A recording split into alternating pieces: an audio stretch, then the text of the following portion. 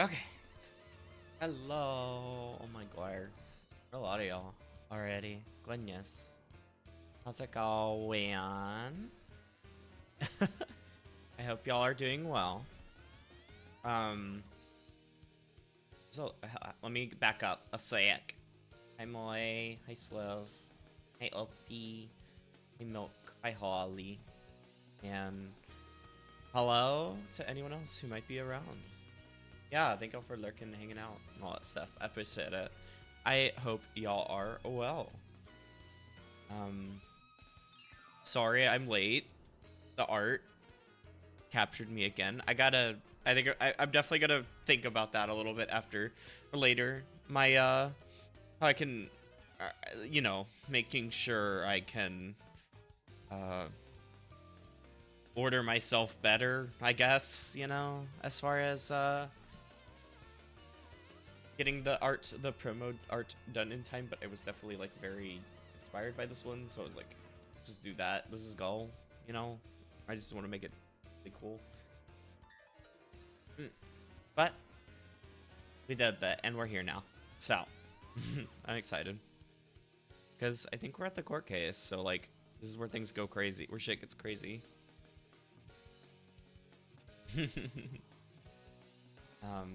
Yeah. I'm chilling. This weekend has been very fun. Obviously, I might wait until we're on a less story-based stream to talk about it, but tabletop was kind of really awesome yesterday, and just in general. I will say my sleep schedule's been a little kind of all over the place. I don't know, something about like going out on Thursday kind of fucked with me a little bit. My sleep. So I've been a little all over the place as far as being EP or not or whatever, but I'm chilling, so I'm comfy.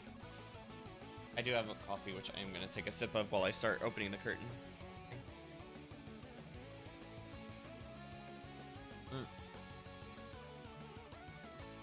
Wait, is my water? Okay. I was like, shit, do I have everything here? I do. Okay. But yeah, so I'm here. I'm ready. I'm excited. I'm really excited because we're at a very cool part of the story, I believe. So I am super ready to see what happens here. Some cool shit for sure coming. Okay. Yeah, I'm not gonna take too much time because I'm already late. So let me go ahead and get the game on and everything. Yeah, I don't know. This weekend's been nice. I'm chilling. It's been fun getting stuff done and having a good time with the homies and loved ones and all that stuff. So, yeah, we're chilling. Let's go. Now let's not chill. Now let's get really fucking stressed. Making decisions. uh, uh, but yeah, it's time to return. I'm so excited. I'm glad we could keep this going. Oh my god. Okay. I'm ready. I'm awake. Enough. Let's go. Right. I mean, I keep forgetting I'm making like 20,000 saves because I'm nervous.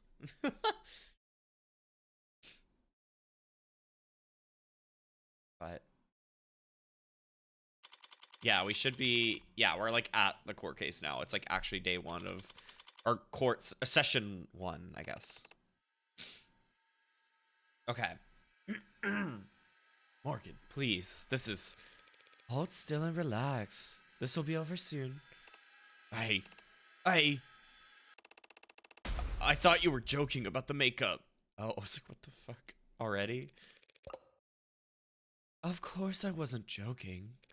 A face like yours is invaluable in the courtroom. And you think covering me in concealer and blush and applying eyeliner will help me appeal to what demographic exactly? You know the names of all this stuff. I I'm a modern man. I know the names of many things, including makeup. Real. Is that your eyebrow gel? Yes? It's cakey. Do you want to do the rest? Oh my god. Wow, great start. Doing makeup for the mafia. That's kind of awesome. God.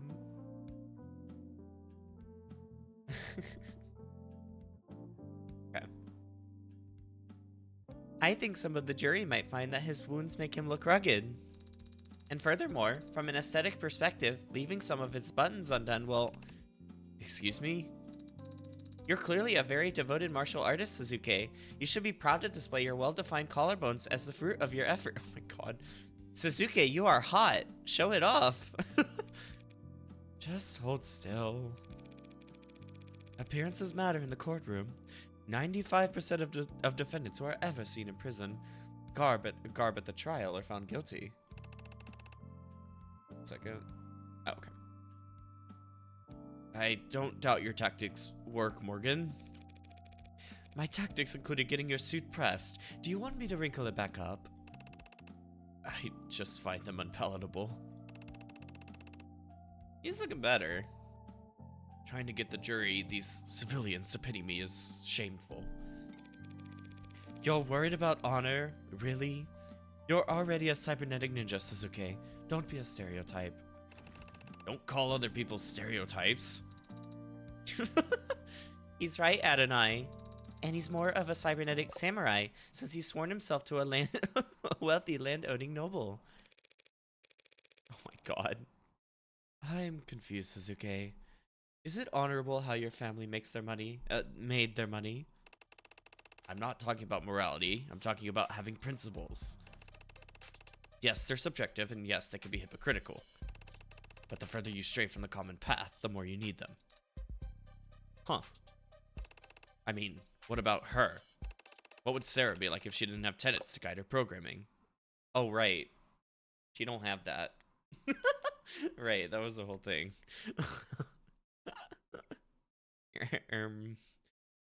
Yeah, and I know about the TNets and all that, so... Anyway. I can only imagine. But some people, believe it or not, enjoy their freedoms. Adrift in the middle of the ocean, you're free to go in whatever direction you want. But without a compass, you'll just die of exposure. If you only ever follow exactly what the compass says, you'll sail north until you freeze to death. The point is, if you have a compass, you know which direction north is. Fortunate for us all, then, that the stage is a 1,000,000 megawatt North Star pointing towards complacency at all times. And the media is like the wind. And without wind, we get stuck in the tide. Damn. Okay, Sarah. It's like, wait. Yeah, I wasn't sure. I was just like, damn. It was a nice try, Sarah. Forget it. Do whatever you want with your precious woman. And you're pouting again. Great. Sarah, just keep him talking. What? If I'm talking, how will you... Trust me, I've done more delicate work before. Sarah, small talk. Aw. Gladly, Adonai. She was very good at that. Oh my god, that is really cute. That it is actually coming specifically from Sarah's, like, perspective now. That's fun. Suzuki, do you happen to have any tattoos? The jury going to ask about that or something? They might. Morgan's like, oh god. Oh. Well, yes, as a matter of fact, I do have a tattoo. A Komainu on my back. Mainu, a guardian dog. You have a tattoo of a dog. It's a fierce guardian deity. Like a Labrador or like a great fierce... a big dog. Perhaps you should have changed it to some other design. Like, say, like a dragon. Sarah, please. Oh my god. There's no switching. The buyer's remorse must be unbearable. There's no buyer's remorse.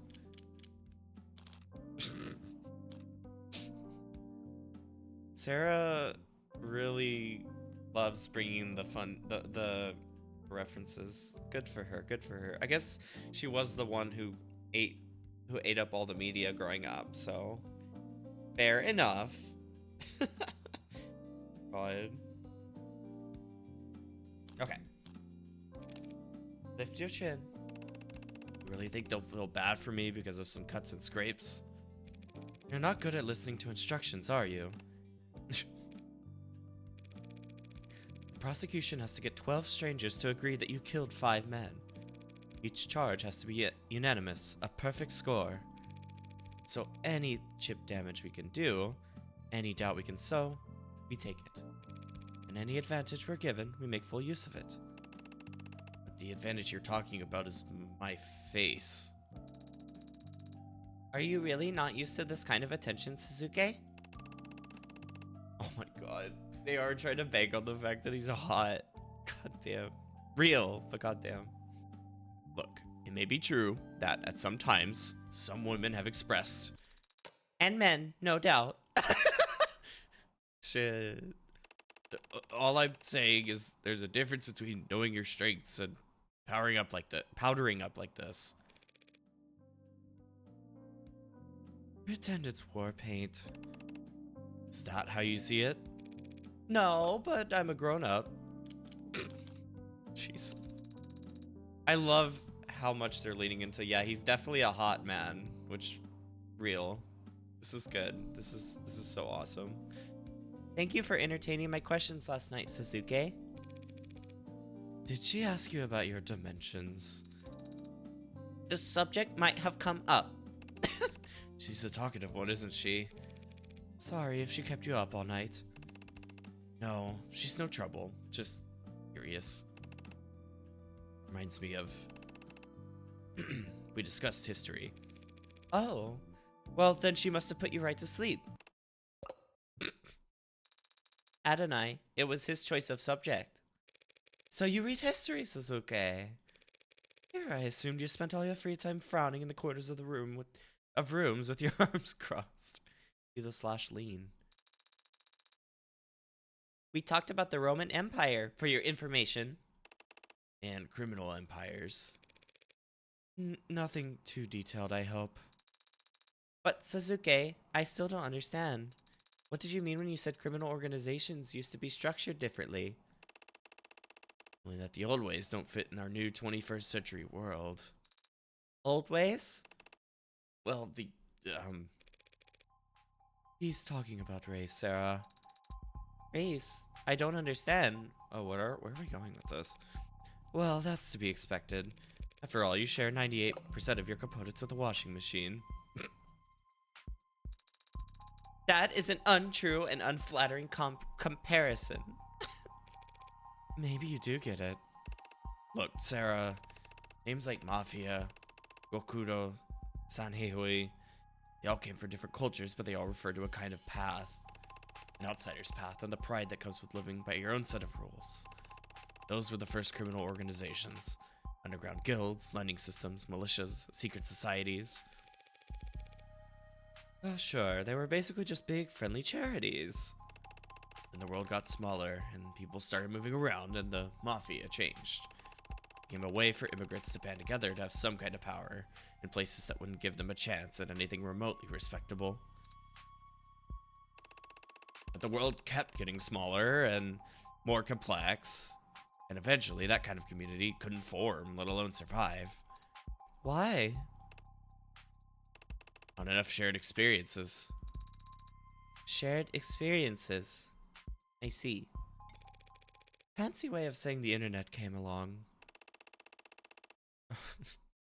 Well, yes. Technology negates the physical distance between people. When you spend most of your life online, you end up with more in common with people on the other side of the planet than your own neighbors. Just because of where your recommendations take you. So, the immigrant experience disappeared? Fractured, more like. Cracked into a million shards with a hammer.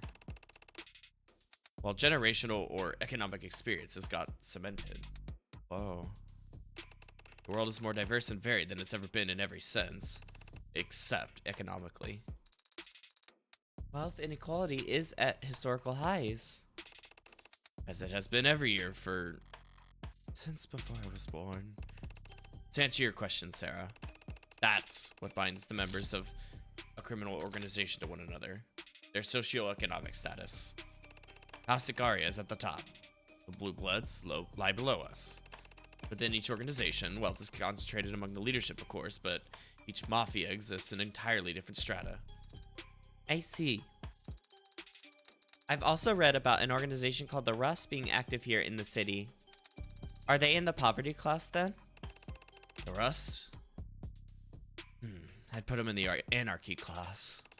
Glowing tattoos and spiked hair, chrome biceps and sharpened teeth. The Blue Bloods, for all their faults, can put on a tie and go to work, but I can't see the Rust experiencing any kind of social mobility.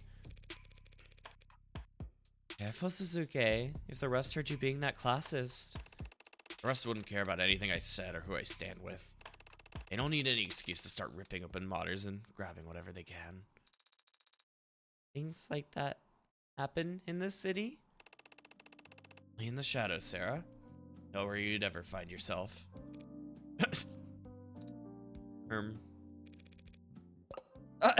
Oh, finally run out of steam. On to the grim business then. How'd things go with your investigation? That bad, was it? Nonsense! It was pretty bad. With what I've seen so far, there's no one else who could have killed Chopin. I love when we have nothing going in. This is so awesome. Even if I manage to pick apart all the evidence for the pod stats, they've got a police officer who will swear on the stand that he arrested Suzuki standing over his partner's dead body. What's it going to look like in there? You've never been inside a courtroom. Never as a defendant. I'm just wondering how many cops I should expect. In the galley, a sea of blue. Cheap intimidation tactics. Yes, but I can't fault them for that. We'd line up much the same for one of ours. You say that, and yet I don't see any other Icaria around. This is a completely different scenario. And the house can't afford to appear beside a cop killer when they're being audited by the state. How understanding of you. Damn. Adonai. I think Suzuki is sad that his friends haven't shown up. Good catch. Aw. Poor guy. This sucks. And we put him in this too. This is our fault. Fuck. Oh my god. You were hired by Makoto of House Icaria, weren't you, Adonai?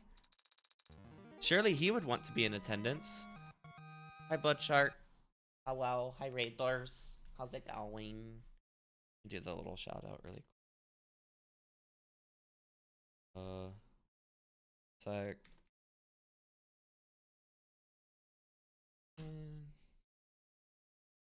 Yeah, we go. Bonjour. What were you playing? Okay.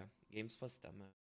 I hope you all had a great time. Welcome of the devil. I will say we're kind of deeper into chapter 2. So if you care about spoilers, look out.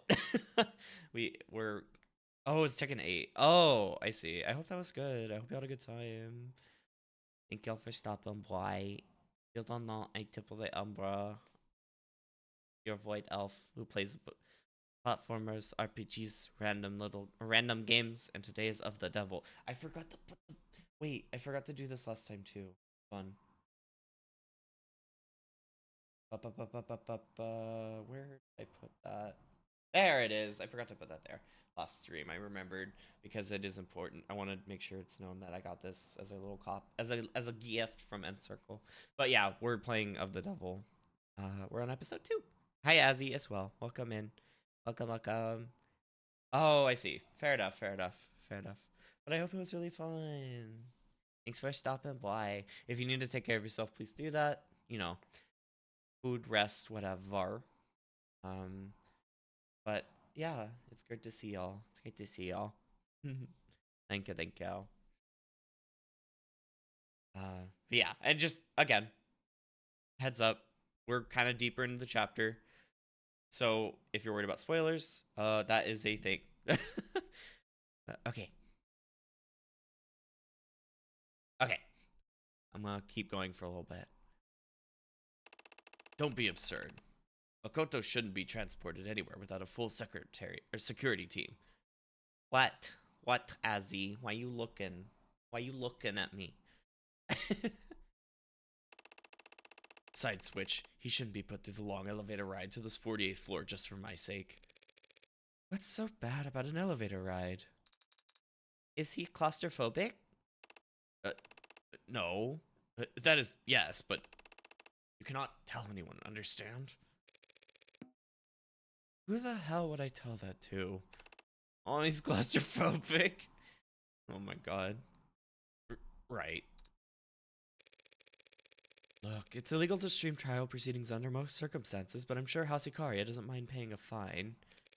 I'll be watching from somewhere in the courtroom. That would be a waste of the house's coin. But I suppose they might consider keeping an eye on the case's progression. As with the Blue Bloods, no doubt. Adonai. I think Suzuki's spirits have rallied. Really? How can you tell? God. I am, oh my god. Hello. Finally, this case is good now. This chapter is good now.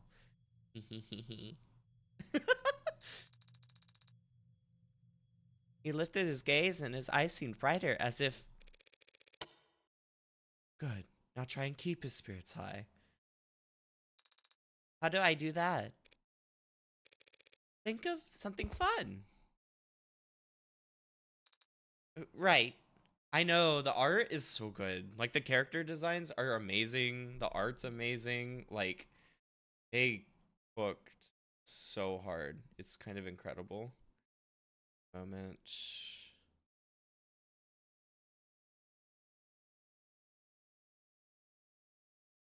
Try that. Sorry. Anyway. Sasuke, shall we arm wrestle? Yeesh. Oh. Good morning, Morgan. Good morning, Emma. You seem tired. Normally, or as normal, I guess. What to push this off until next week? Actually, that sounds... Hey. Sorry.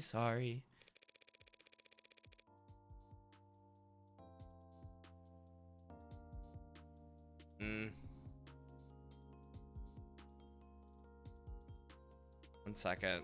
I think another bot just showed up in the Discord. Let me just be very careful. 1 second. What is going on? There's been so many bots lately in Discord. I don't... Or like...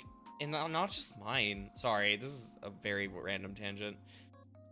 I feel like not just my server. It feels like all my friends have been getting them too.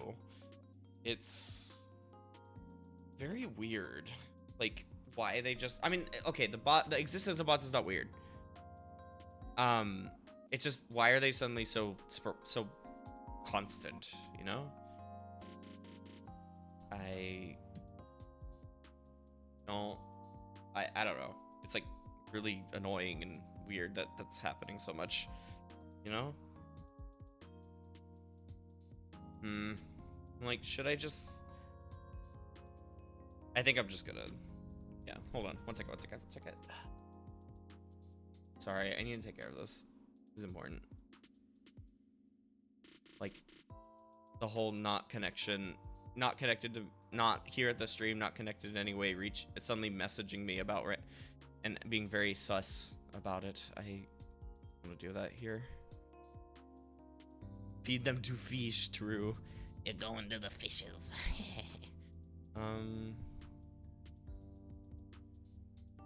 One sec. There they are.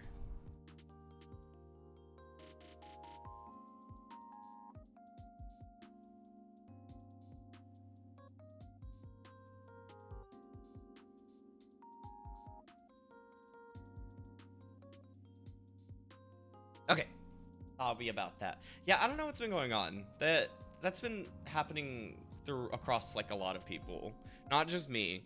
Like my stream friends and everything, or my friends who like stream or have servers or whatever. We've like all been getting a bunch of bots lately, like more than normal, and it's like really weird. So I'm not sure like if there's just like a new movement of them that started or what.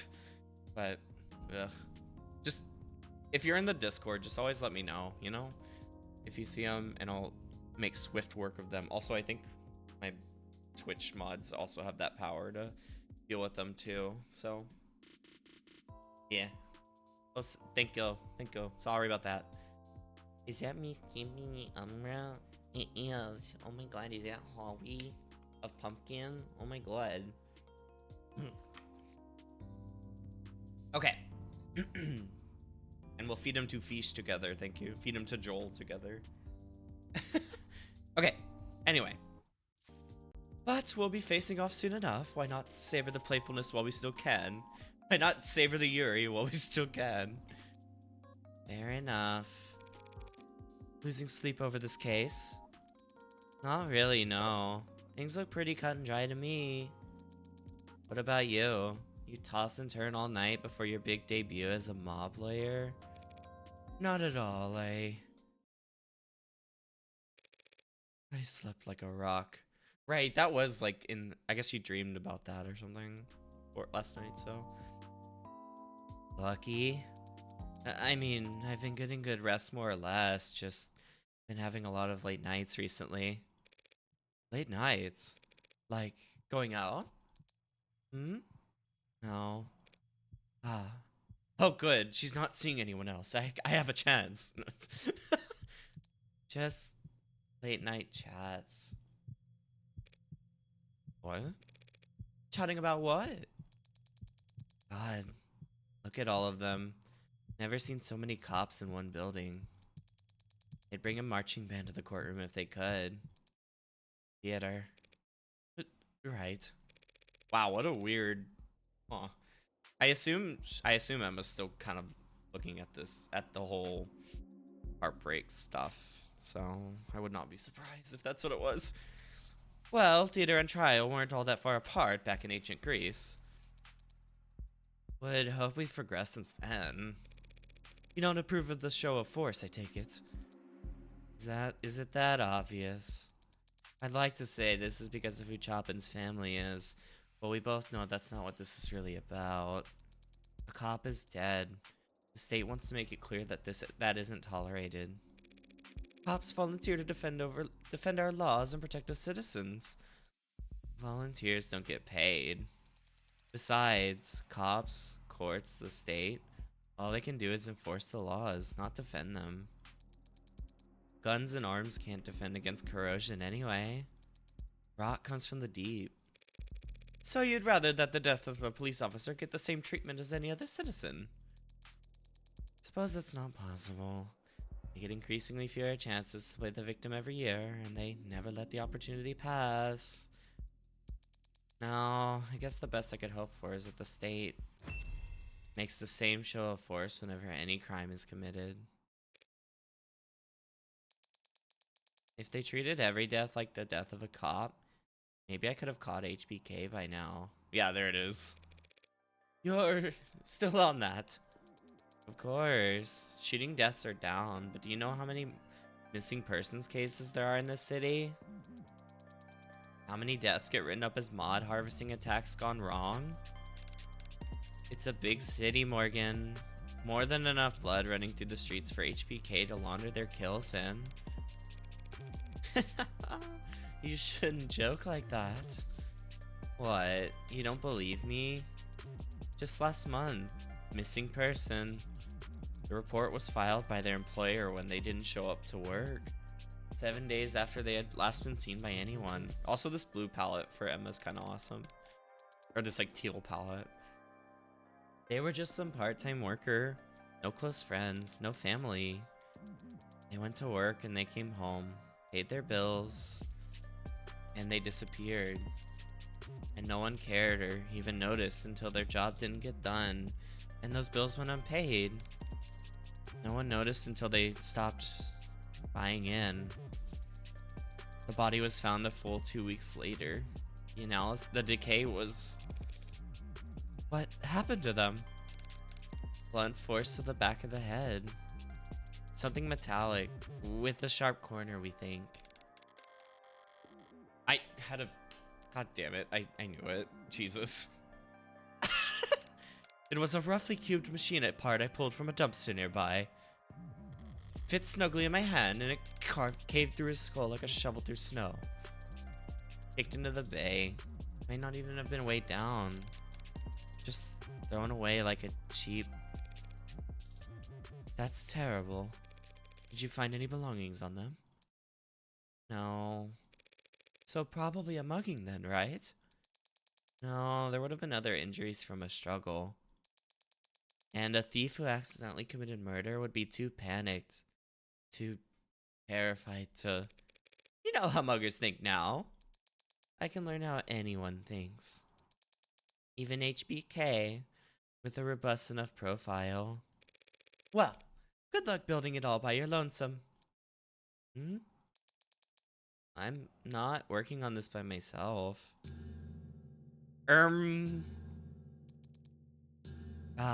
Sorry. Right. Did you want to beg for mercy real quick before we begin?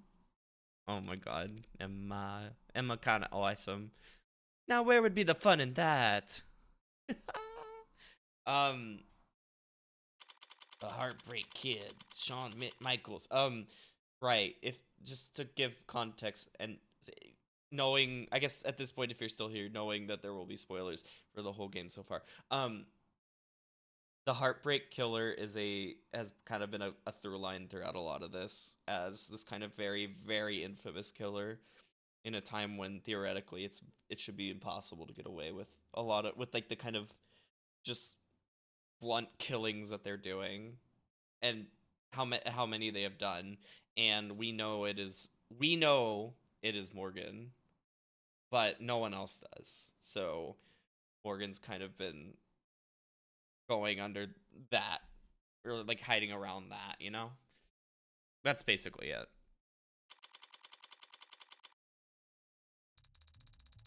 The courtroom galley is quite full today, isn't it? Awash in a sea of pissed off cops. Doesn't exactly shore up one's confidence, does it? Oh, I should save. Hold on. Let me do that. This is where you've gone run a decent bit in. There we go. 5 counts of murder would be newsworthy any day of the week. Add in the fact that one of the bodies belongs to a cop, and a crowd was to be expected. Didn't think they'd be so quiet, though. Maybe they're all just waiting for the firing pistol before they start casting their stones. Don't let it get to you, Suzuki. They're just posturing. Posturing, I understand. I've been in attendance for my share of tense negotiations. But the bloodlust in those rooms was always mutual. You don't feel any animosity towards these cops? I'm used to summoning my temper on command. I might have forgotten how to get angry for my own sake. You just worry about the jury. What about the adjutant? Yes, please. They could not be intimidated by muscle, bribed with cash, or disarmed with fine tailoring. All of which makes them quite favored when it comes to prosecuting organized crime. Have you been in court many times then? It's an eye for an eye in the world we operate in. We don't file assault charges, we just answer them. Even though even that has become rare, the house is elevated.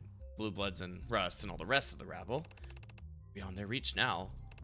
And when it comes to our peers, we communicate very differently. Must make being a bodyguard pretty boring. Wow. I think your work sounds very rewarding and exciting, Suzuki. Thank you. Especially the other day when you were captured and beaten by your rivals. Yes. Damn. What I was trying to hint at, Morgan, is that you should not be expecting assistance from the house. Honestly, the thought hadn't crossed my mind. Being on the winning side for once, what the hell would that even feel like? Real.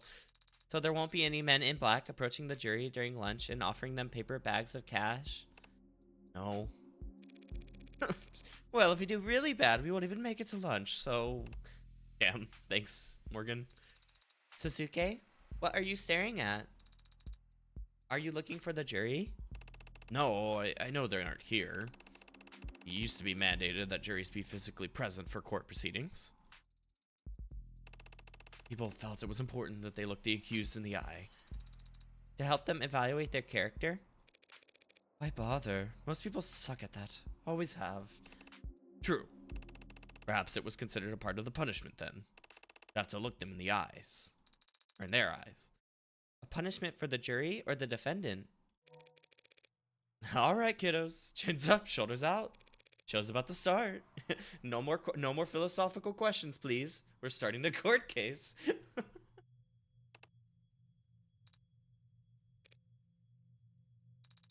Ah, I just remembered. Do you think the adjutant assigned to this particular case? Yeah, let's fucking go. 80s back. Obviously, it's gonna be me. Obviously. I mean, that's a gimme. Easy. How? It's 80. What are the chances? Are we actually get a profile now? That's fucking sick. Pineapple on pizza until proven guilty. Dislikes happy couples who ask you to take their photo. What? Shopping carts always return. Damn, she's so honorable. Hi, 80. It's good to see you again. God.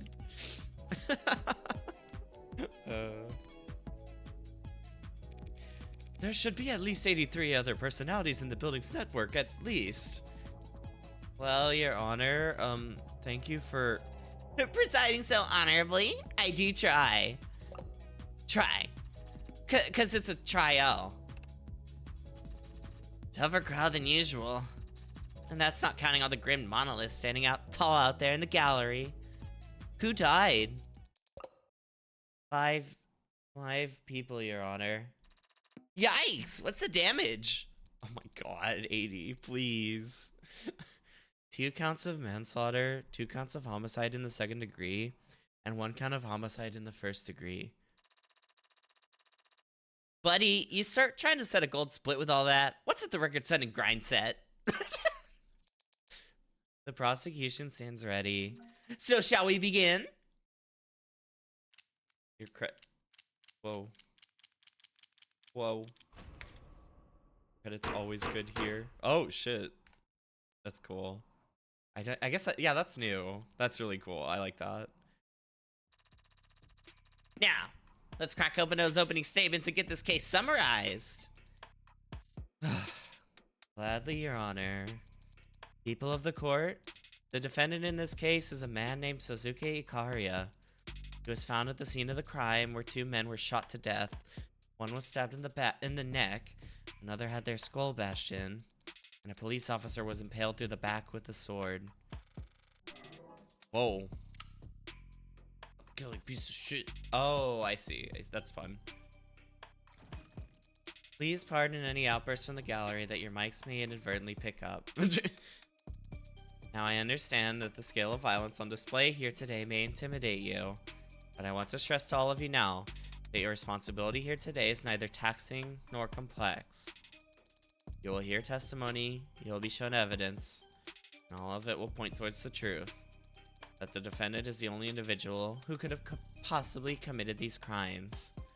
That is a simple fact, and the only one you need concern yourself with. Ugh, she's as cold as ice. But every ice age beckons a kindling.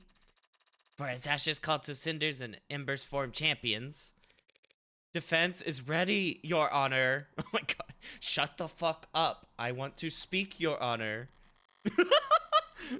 Emma did stick to cold logic, so if I follow her with more of the same, it'll end up falling flat. This gallery will never warm up to us. But that can work out to our advantage if the jury comes to see that these cops are witch hunters eager to start a pyre. What? The most outlandish words you can. Go for broke. Oh no. It's not like masters never taught me anything. I know how to do the razzle-dazzle. My fellow citizens, you were brought here today because an act of violence took place that can only be described as the most outlandish.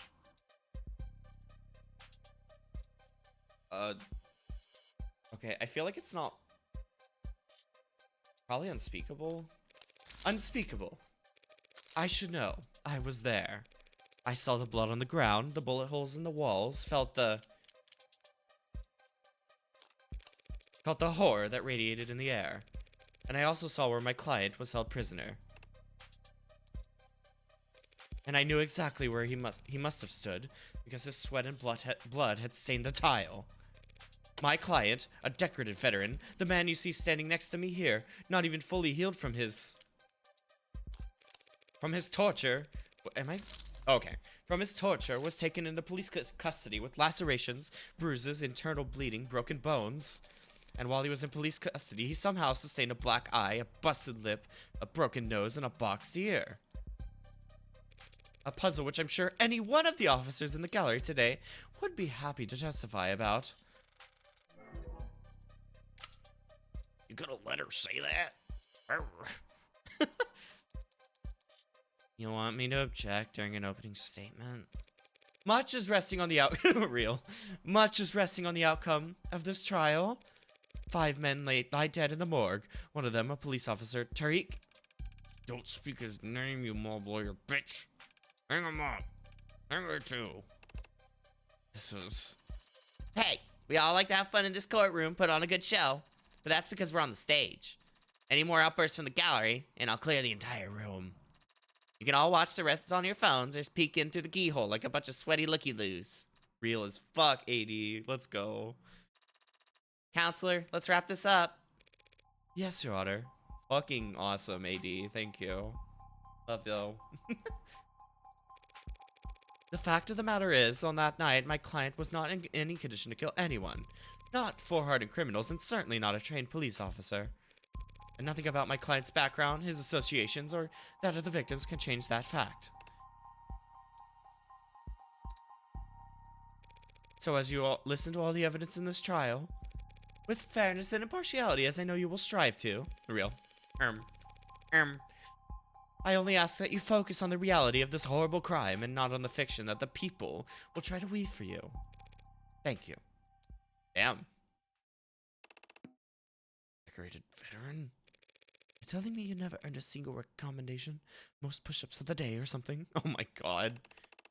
Never mind. I suppose it could have gotten much worse. I got 2 out of 3. I'll take that. You're too kind. I was trying to be honest. The crowd got agitated, but you maintained a level head and recovered your tempo. Adonai is a master at doing so.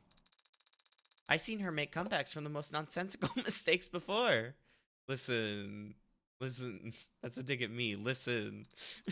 In martial arts, they call it an ukemi, a graceful fall.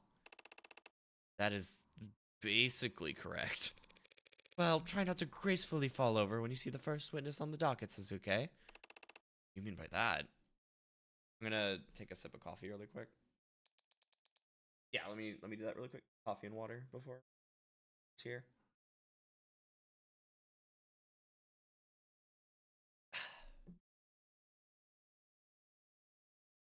Grab a little water. I'm trying to make sure I do both. That I can stay awake and hydrated at the same time. Of course it is. Of course it is. All right. Of course it is. God damn it. How can that be necessary? If some blathering idiot in the courtroom doesn't already know who I am, they don't deserve... I know. But would you consider it, if only for the sake of ceremony? Ceremony is important and should be respected. Very well. Well, at least she convinced him. I am Makoto Ikaria of House Ikaria. My occupation is that of a student. Try not to look so smug about it when you blatantly lie. Right, of course. And your position with the Ikaria Financial Group is not salaried. Must I really declare it here? Hard to imagine why the noble house of Ikaria is getting audited. Suzuki, are you alright? Can he see us? He can see me, Rockford, and the adjutant. Witnesses tele-testifying don't really need much else. I can't believe there's tele-testifying. We've come a long way from Ace Attorney, where they had the one case where there's a guy calling in on a walkie-talkie, and that's all we got. So he's safe. Yes, Suzuki, he's safe, like he was yesterday. Probably sitting right where I left him, or standing on a box. I think the hologram's given him a boost so he can see over the stand. That's good. That's good. The boost to his height? That he's safe at home. I'm sorry that he can't see you, Suzuki. Don't be. For how horribly I failed him, I'd like you to speak a bit about the events of August 13th. About the last time you saw the defendant, Sasuke Ikaria. I'm here today. Not physically, but here nonetheless, as a courtesy. That does not mean I will flap my gums like some sort of flapping gum puppet. Permission to treat the witness as hostile incoming. Emma Rockford raking a spoiled brat over the coals. Someone must be worth the price of admission alone. Oh my god. Of course not. I understand. It was a traumatic experience, I'm sure. Anyone of normal upbringing would barely be able to recall a single detail, let alone the day's full events. Hold on, I gotta sneeze.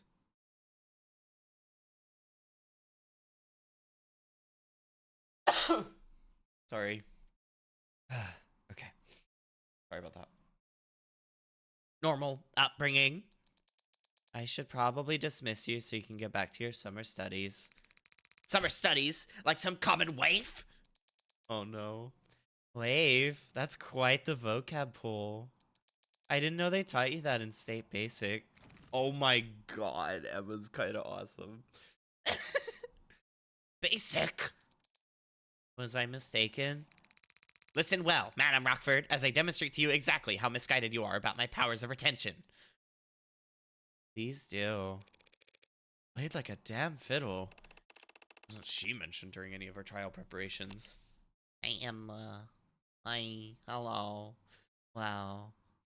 Exercises by subject seemed to not hear the question. Real as fuck. That's so real. Art Museum's Amethyst turn-based. Wait, the fuck? She is. Look, more and more, I'm like, she is my character. This is kind of awesome. God damn, she's so good. Okay. Adonai has only won against her once. So far, every hot streak starts somewhere. Hot streak. Really am going to prison, aren't I? Where shall I start? As far back as you can. A simple task. For the past year, members of the organization, most commonly referred to as the Blue Blood Mafia, have been making attempts on my life. Did you steal their lunch money or something? I am the primary beneficiary of my grandfather, Daisuke Ikaria's will. In common parlance, I am the sole heir to the Ikaria Financial Group. What? You could buy so much lunch. The group you know as the Blue Bloods have been jealous of my family's financial foresight for decades. I am merely the most recent target of their impotent attempts to nip at our heels. Does he not know about... Never mind. And 2 days ago, on August 13th, how impotent was their attempt then? I was leaving a meeting held on the upper floors of Crane Tower. My security detail escorted me to the elevators, where we would then proceed down to their canopy access floors. This was all planned out in advance? By my head of security, Sasuke Ikaria. But the elevator became stuck, with unnatural timing. When Suzuki pried the doors open, he saw that we were stuck between the 62nd and 61st floors. Pried open? With the tool? Leading the witness, Your Honor. He didn't need it. Shit. God damn it. He didn't need a tool to open the doors. His bare hands were more than sufficient. Suzuki, out here, good. We submit into the evidence the defendant's Akita Type 2 military grade spinal mod. Designed to enhance strength, endurance, and reflexes for high intensity combat scenarios. Yes, sir! It is so emitted. What happened next? Alright. God damn it, this child is gonna get us fucking kicked out of here. I'm gonna go ahead and take that break. A military grade plushie. Yes, I can bring it everywhere. It'll stay soft and comfy. Oh my god. Military grade blahaj or blahai, please. I can smack people with it because it'd be funny. Okay. Yeah, we're gonna take that break. Let me save really quick. Hell yeah. Hell yeah. Yeah, I love it. Thank you. I actually should why haven't I done that on the plush thing yet? There's a few plushes I really needed to add, but I'm actually kind of shocked at myself for not thinking about putting a blowhigh on here. A fighting game character now. I mean, it counts as a hammer. Like, it would be big enough that it could, if it's like a little big, or yeah, no, yeah. It's big enough that it would be hammer-esque, so that'd actually be perfect from like what I was talking about with on Soapy's stream about like I want to have a hammer, and that's my weapon, or as my weapon of choice. So that'd be perfect. Okay, we'll be right back. Take care of yourselves. Food, water, bed, stretch, bathroom, and we'll be right back.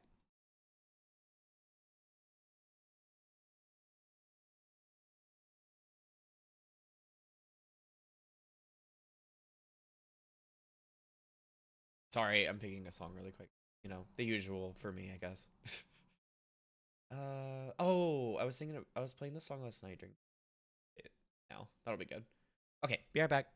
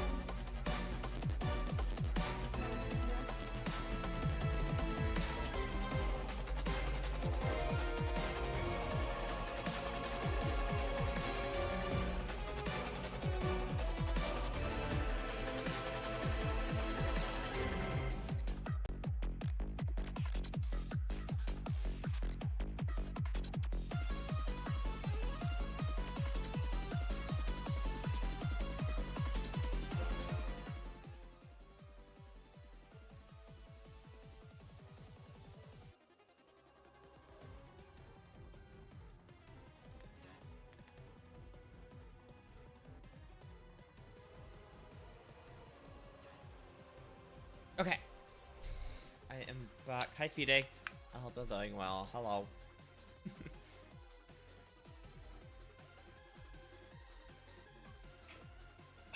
Good to see you. Okay. Got my water. Let's get to it. This song is so good. And it reminds me to get back to FF9. I'll say really quick. I do have a. There's another RPG that I is going to be. I need to start on stream in February because it's part of Yuna's game club. That's going to then take over the 2 that I'm still behind on.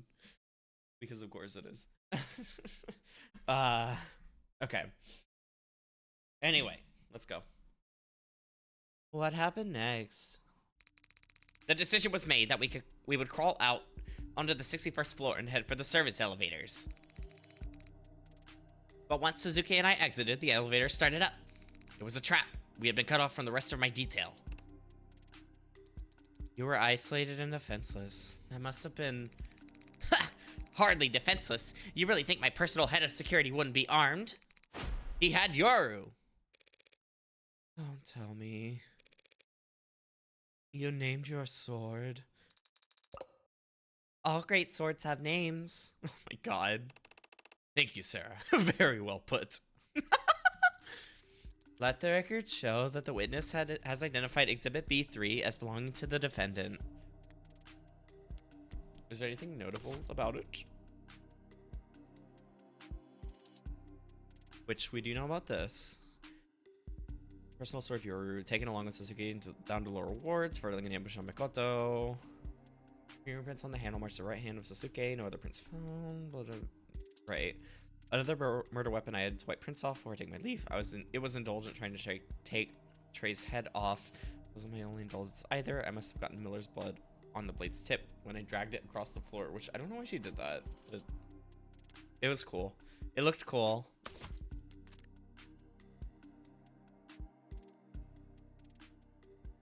There we go. Okay. This sword was recovered by the police in a known blue blood den in the lower wards, found impaled into the body of Tarek Chopin, and forensics has shown that the only fingerprints on it are those of the defendant. There's still time for you to disown it, Suzuki. You understand nothing about a swordsman's heart, Adonai. Oh my god. Once again, it is your paralegal that has no right of it. Perhaps she should be leading my defense.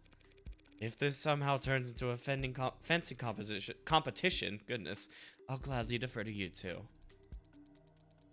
So you, Suzuki, and Yoru were on the 61st floor together. What happened next? When we arrived at the service elevators, Suzuki called them, and they made a chime. And I didn't clearly see much of what happened next, to tell the truth. Figures emerged from around the corners. They were aiming weapons at me. A red dot showed on my chest. Jesus. And then Suzuki was there, and a needle was sticking out of his arm. Yoru glinted. Suzuki had drawn it in the blink of an eye. Something glanced off it and dropped to the floor. That is impressive as fuck. I saw a syringe at my feet. Yoru's sheath was thrust into my arms, pushing me back into the elevator, and I landed on my rear. Oh. That's clearly a key piece of testimony. Let's play it back 5 times. I was like, I definitely thought he was like, or she was about to actually do that. What matters is that he pushed me back into the elevator with Yoru's sheath. How I landed is irrelevant and should be stricken from all public records. The only other thing I saw was Suzuki's back. He slammed his head against the elevator's control panel, and then the doors shut. That's the last time you saw the defendant? The decision was made that I should get on a VTOL as soon as possible, but much of my detail stayed behind to assess what had happened. Yes, they were very helpful to the building security in recovering Exhibit 5C, this hypodermic needle gun. Single projectile needles recovered from the room where Suzuki was held interrogated. Fingerprints on the weapon match those of the victim Creek. Okay. Right. A lot of these characters look grumpy. It is court. We are trying to solve a murder, so I don't think anyone's particularly happy to be here. So, there's that. I think I can understand why they might be a little unhappy. What kind of bonehead would leave evidence like that behind? A bonehead in a rush, perhaps, Your Honor. It does appear to have exhausted its gas canister, so it may have outlived its usefulness. I take it that this weapon is a match for the projectile needles found in the room where my client was restrained. Just because I totally did it doesn't mean people should be mean. Holly, are you doing the... Just be happy. Just smile. Because, grr. Do I have a... Wait, do I have... Oh, no, I have, I don't even have that. Why don't I have the whir?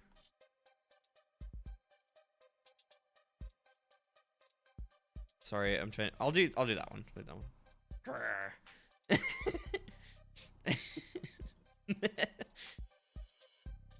I take it that this weapon is a match for the projectile needles found in the room where my client was restrained? Correct.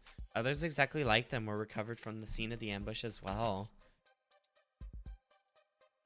Okay, so this is the same. Good to know. Makoto, did you see the faces of the men who attacked you? Ha! All too clearly. You just said you didn't... Never mind. I can tell you every detail of their rush-shod countenances. Ah, that sounds like a good bit of testimony. Hit it! Here we go. Okay. Oh, right. I forgot I was gonna get... Let me bring this back up. I need my notepad so I can, like, write down the pieces of evidence we're focusing on for this. Because I remember that was a problem last case. Or last chapter. Okay, needles. Yoru. That's it. Okay.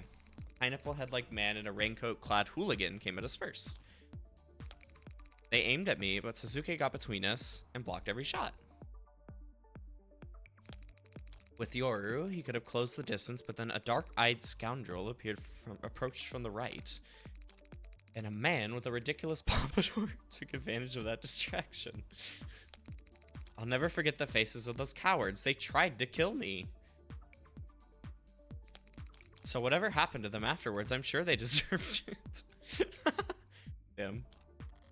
Makoto's putting his talents for hyperbole on full display. I'll have to fact check his description in order to get the ball rolling. Alright, I do want to go ahead and look at the two pieces of evidence we're working with. So it's needles. And match the non-lethal anesthetics funded. Right, I guess I need to confirm like what was how do I say? I need to check what the exact red word text was, but it might be the fact that he's being like, they tried to kill me, and it's like they weren't doing that. Calm down. Let me check Yoru really quick.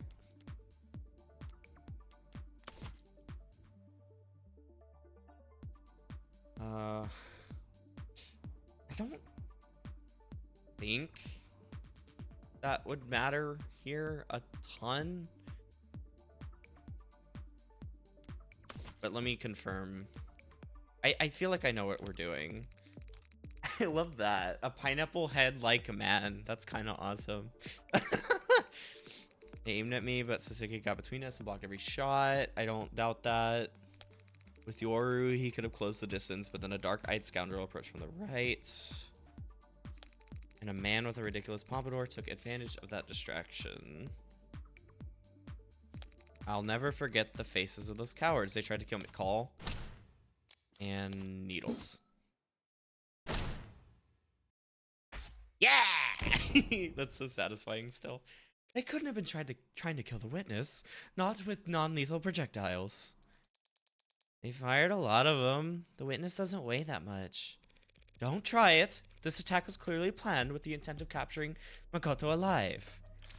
Meaning what? That 4 of this case's victims were actually soft-hearted pacifists? There's nothing soft-hearted about what they did to my client after capturing him. Using tools they clearly originally planned to use on the witness. So they're sadists? I'm getting confused here. So is the defense, Your Honor. What matters is that the witness has identified the defendant's captors as the 4 blue blood victims that he is accused of murdering. Makoto did establish that much, but something about this attack still bothers me. Emma put Makoto on the stand specifically to identify the victims. Is it possible that the men who attacked them weren't Creek's pod? Okay. Alright, let me change my setting position really quick.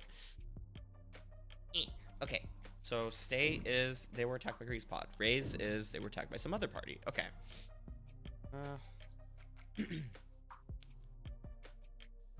Let me check the text again.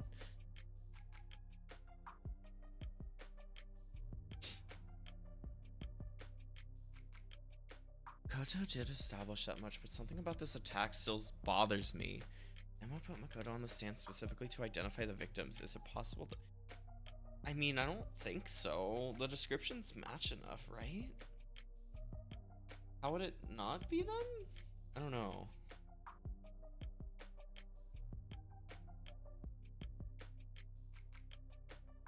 I'm gonna go up a little bit and just kind of read through this a second, because I don't feel like there's a way that it's not them.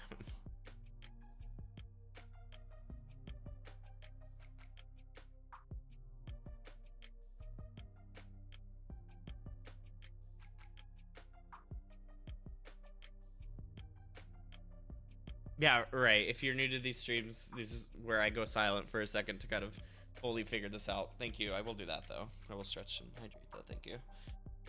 That might help.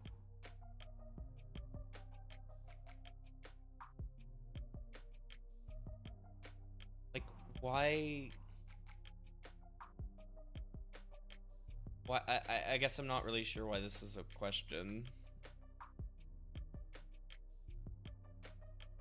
Well, also, didn't he say something about, like... Holly? Didn't he say something about not being able to see them? Or was it just... No, maybe I'm misunderstanding. Because it was, about... It's Holly. Jesus. Yeah, because I don't think it was... Yeah, I'm thinking of something different. Okay, well, okay. Clearly see much of what happened next. I'm like, this testimony seems so clear for someone who claims they also didn't see clearly about the whole thing, unless I'm misunderstanding, or unless I'm reading too much. I might just be reading too much into that. I have the chips, so, and this is still low stakes, so I can risk it. Whatever happens, I don't need to be like super scared to try something. I know that.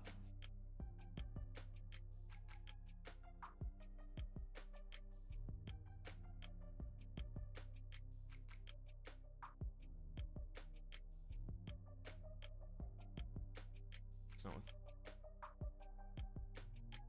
oh wait, no, too far up. I'm too far up. Establish.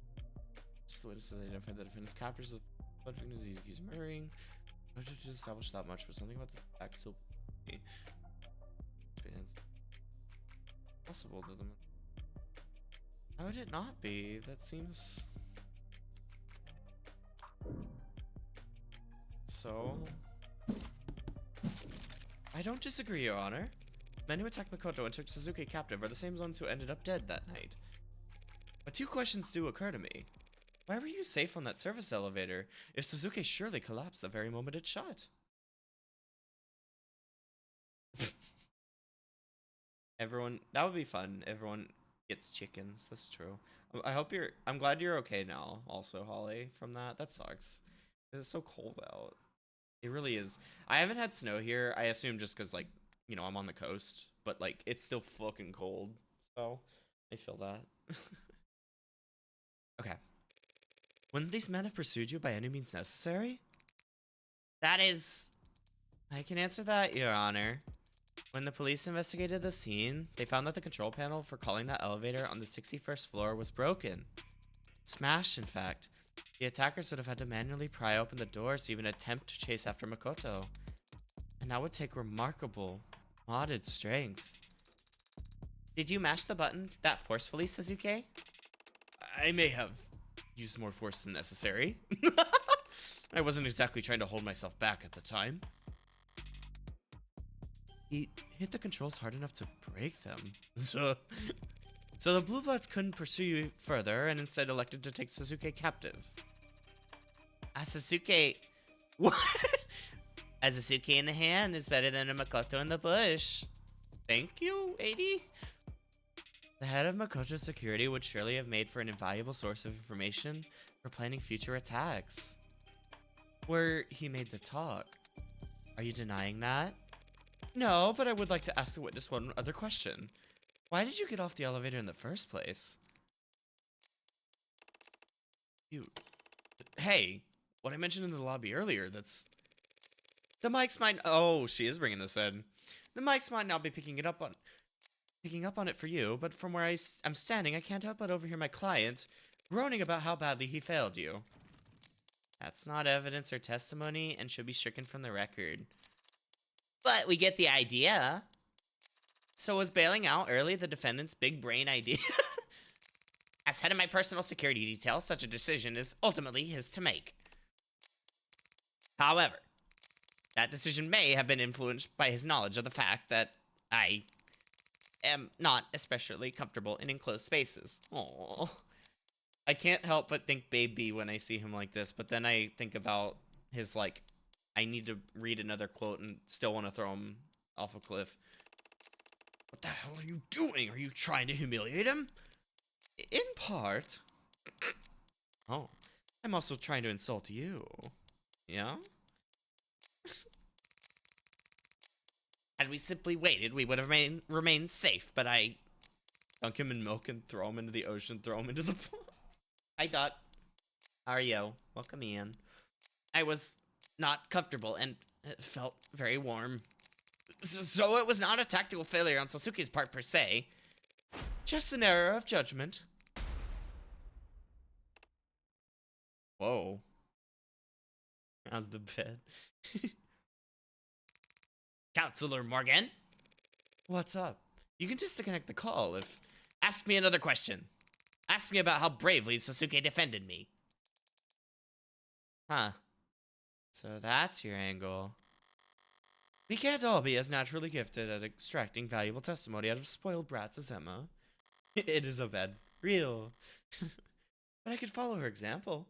Insult their pride and the Ikaria snap back as reliable as any knee-jerk reaction. And in Mikoto's case, with infinitely less resistance than if I had simply asked him to testify. It's usually the lawyers who do the asking and the witnesses who do the answering. This is not very realistic. We ask that the witness testify for the court in more detail about it, exactly how valiantly Sasuke fought off the attackers. And I guess the people don't object? Even though it seems super extra. No, the people don't object, Your Honor. I'm just playing passively. Either I'm onto something here or I'm walking into a trap. Screw it. All in on the former. Okay. Needle guns. Sasuke med records.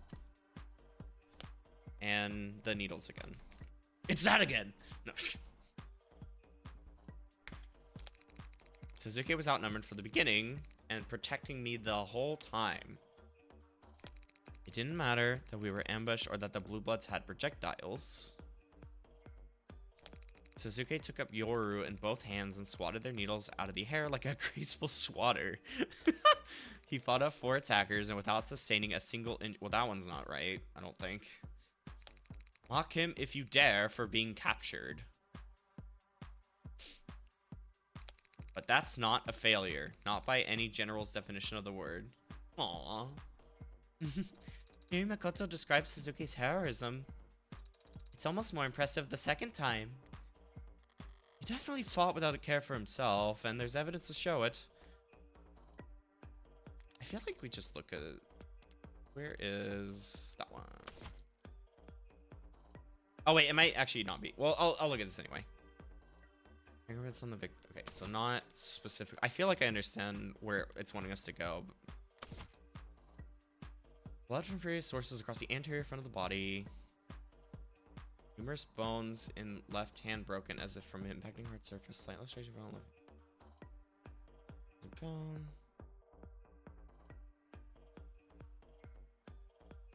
I'm trying to think. Okay. Is there anything that's that specific on this to that?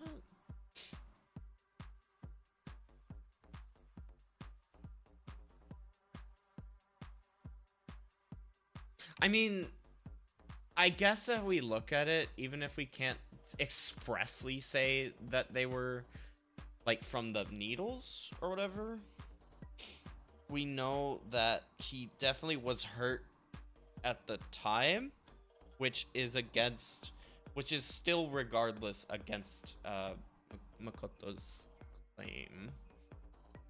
So I think we can work with that. Let me read it again. Honored me from the beginning and protected me the whole time. Didn't matter that we were ambushed or that the Blue Bloods had projectiles. I want to read how he said this again. Suzuki took up Yoru in both hands and swatted their needles out of the air like a graceful swatter. He fought off 4 attackers and without sustaining a single injury. Yeah, I think I can just outright say that that's wrong. Mock him if you dare for being captured. That's not a failure, not by any general's definition of the word. Okay, I think I know what I want to try, at least. Okay. How do I do that? I just click. Yeah. I think it's this one.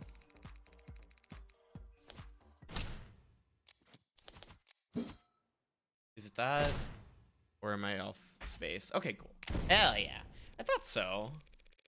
Unscathed is the last thing anyone would call my client after the events of that day. One look at the medical data from when he was arrested will tell you that much. What are you getting at, counselor? The defendant's injuries were sustained at the Blue Bun's den, not at Crane Tower. The police didn't find even one drop of blood anywhere near that service elevator. Well, that is a miracle, a bloodless ambush. But the fact that no blood was found at all makes it all the more painfully obvious what actually happened to the elevator panel. The elevator panel? My client broke half the bones in his left hand, smashing it up. Did you really? I might have. There was a lot of adrenaline at the time. Did you not form a proper fist? Was your wrist not in alignment with your forearm? Oh my god. As I said, Sarah, there was a lot of adrenaline. Do you deny that his medical record clearly shows the left hand was broken? Your Honor, what does it matter that the defendant broke his left hand closing that elevator? It changes nothing about the witness's testimony. I feel like that's wrong, but let me... Isn't that wrong just because the fact that he said that much?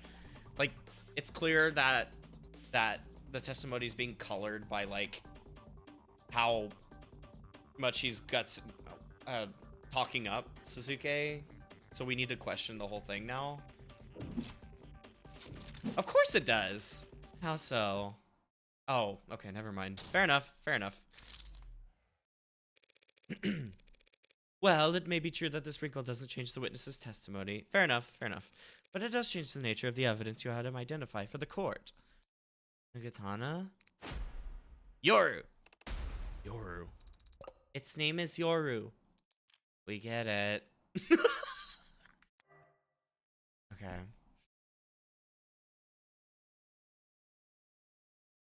I see, I see. Okay. Did you have a point to make, counselor? There's something odd about the katana that's been entered into evidence. Something that makes no sense given what we've learned about the outcome of this ambush. It's so rude. Namely, the swords... One second.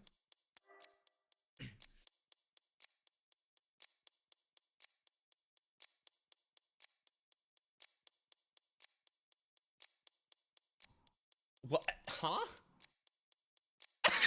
Oh, I see. Oh my God, what are you talking about?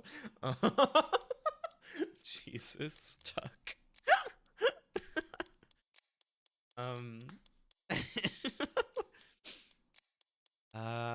There's something odd. Katana that has been entered in evidence.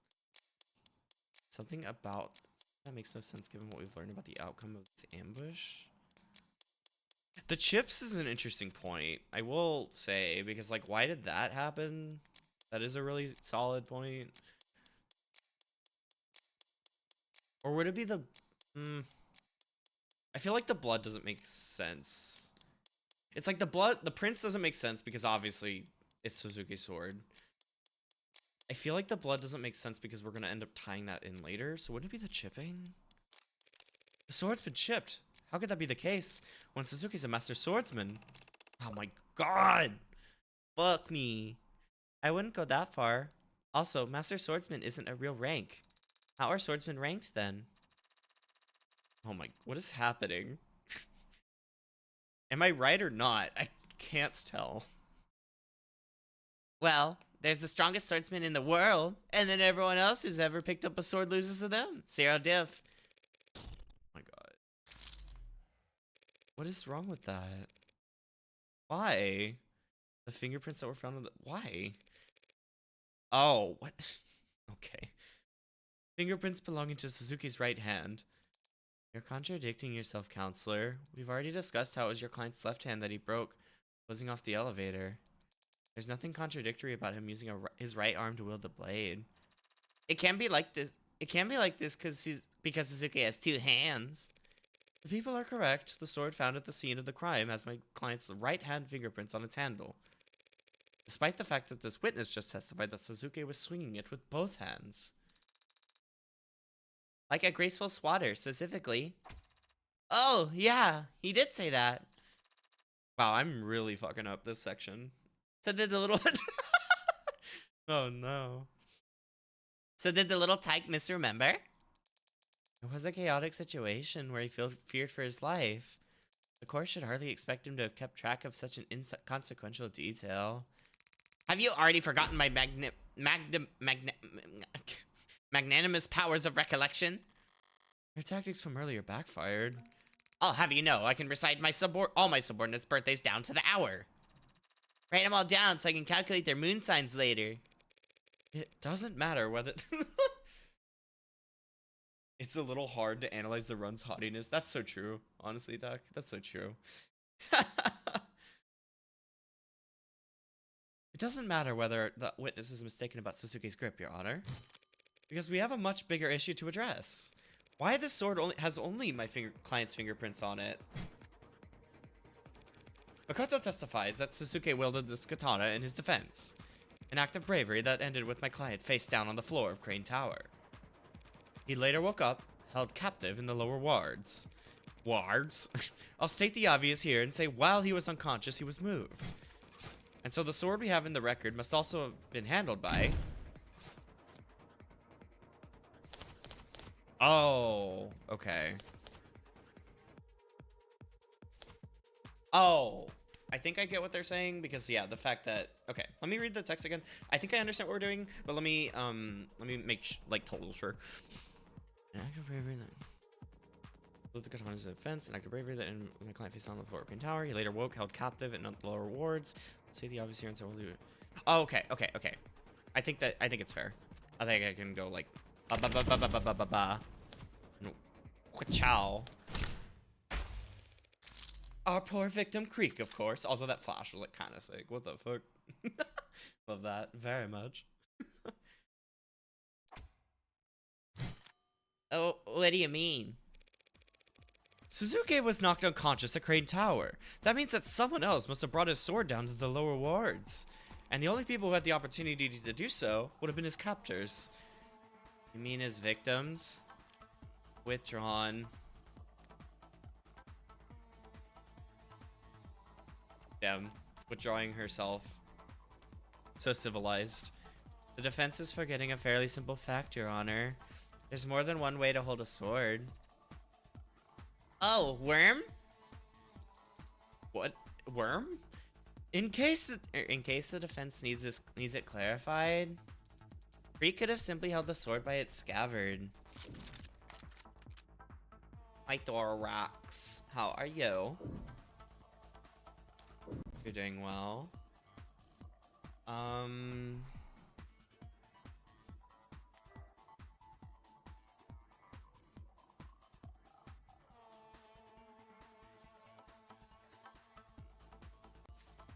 Why did we say, oh, worm? I just thought about, why the fuck did we say that? Never mind. Hold on. Before I fully answer this. I hope you're doing well, Thorax.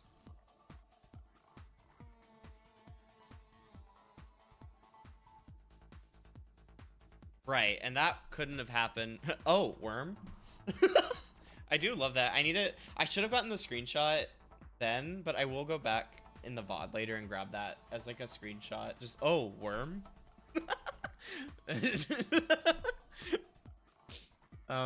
Like with AD also there. In case the defense. Okay, well I think I understand. It's because he used it to. Oh, hold on. That doesn't make any sense, does it? Lame. Hold on.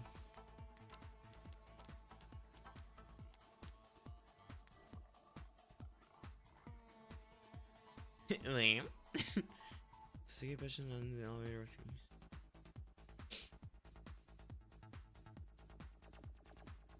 you. Is this implying that?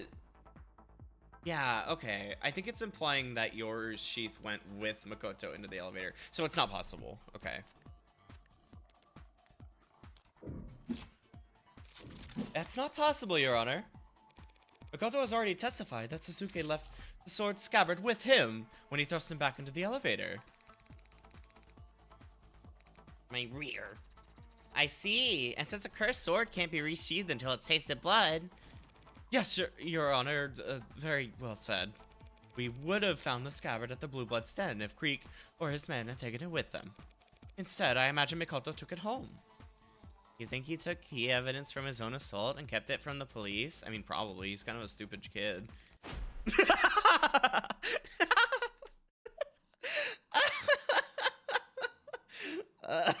You fucking stupid kid. Of course I did. As if I would trust officers of the law to properly handle a family heirloom as precious as yours, sheath. Thanks, Makoto. Very cool. Impressive insight, Adonai. But what does this actually mean? Is there some mistake with how the evidence was handled? There's no mistakes here. This was all done with intention. The intention to frame my client.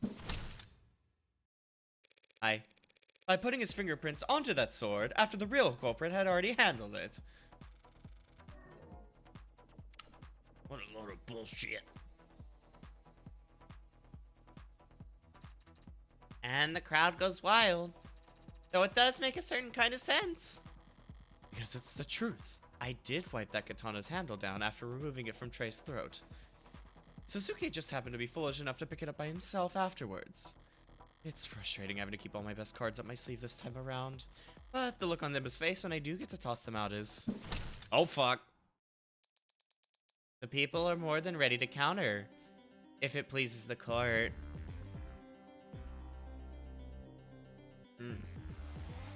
Hi, hello. What do you have to say, Yeah.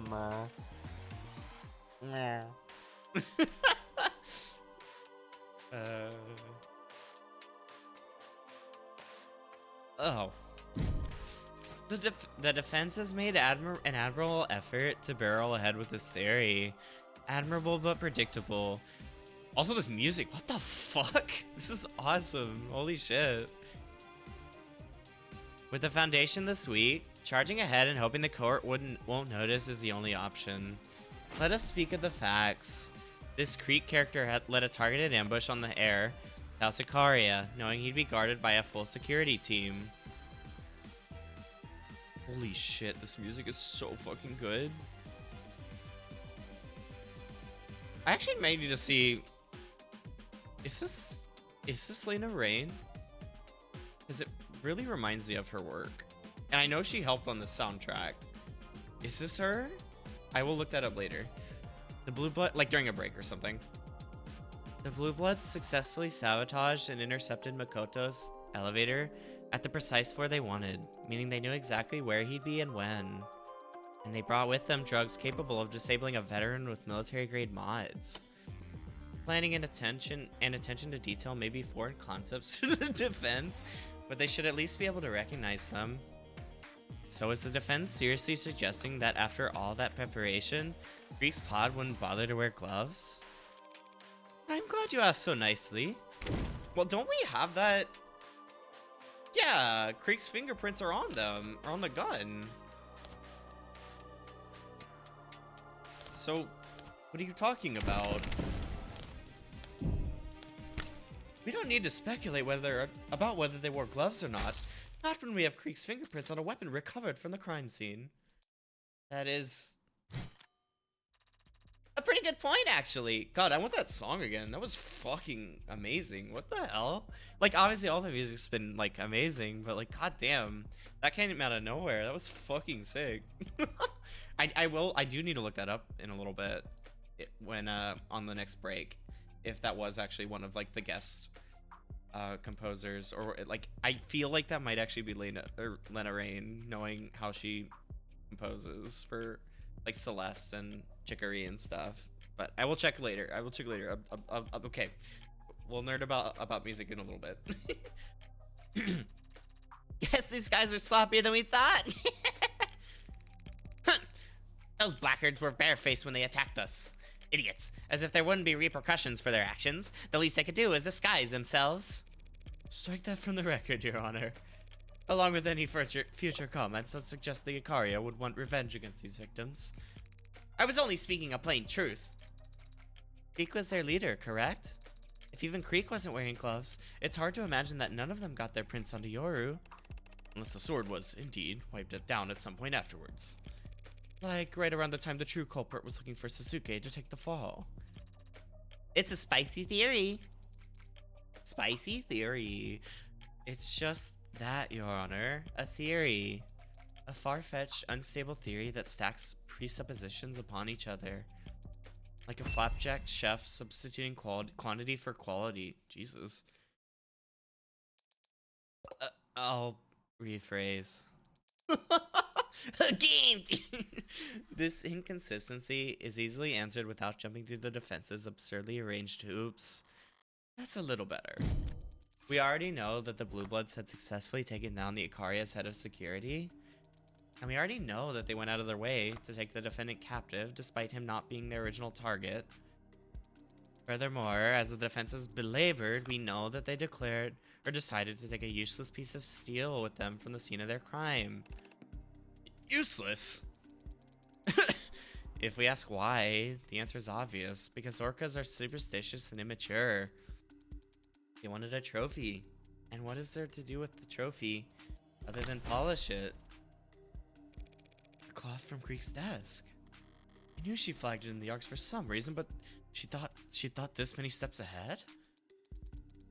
The defense is correct. The sword was wiped down before Sasuke took it up as his murder weapon. By the very same victims he'd gone to claim with it. That is a completely logical explanation, damn it. Damn. How do we respond to that, Adonai? We check. We don't. I can't. It makes perfect sense. So, does that mean she's described what actually happened? Not at all. I wiped the sword off the sword myself because my prints were on it. Same as I wiped my prints off of every other... Right. I can't find fault with Emma's conclusion. I need to find fault with the logic that led her there. I see. And how do you do that? By adjusting my aim. Oh, is this going to be now I can pick like any card to trump over or whatever? Or to play over, I guess is a better way to put it. As the people say, Your Honor, no one's fingerprints but my clients are on the murder weapon. That only makes sense if he's guilty or being framed. And there's no evidence to suggest that he's been framed because his captors had valid reasons for wiping off the sword. That's true. They did have good reason to wipe off the sword. But that's not the murder weapon I'm referring to. Okay. That is true. There are other weapons for sure. And I don't think it's gonna be the needle gun this time. It's probably gonna be one of these two. I assume that the partial because the bat's broken, it wouldn't matter. This is the one that would be the weird one. Hi, Dane. How are you? I hope they're doing well. Welcome to Of the Devil.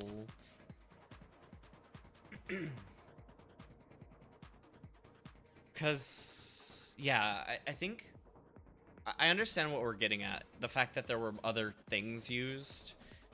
And so this becomes more complicated, I think. I know, you've only been here 3 times. You should come here more. No, I hope you're doing well.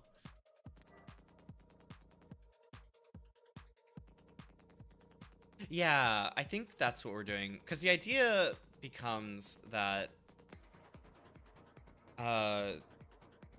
why... Because this was... Yeah, this was tank... Because, okay, it's one of these two because, like, these were made... Or these were already owned by them. So why would they need to do the same thing to these? And specifically, this one has prints. So I think that's what we're trying to do here. I'm gonna... What are we at? Hold on. I mean, I gotta risk it, right? Might as well. So can I put it anywhere? Or... Oh, okay, they're actually just aiming me there. The gun is the murder weapon I'm referring to. What? The police are confident that this Mag US is the gun that was used to kill Tanks and Creek. Thank you. I actually should do that really quick because it's been a second. Yep.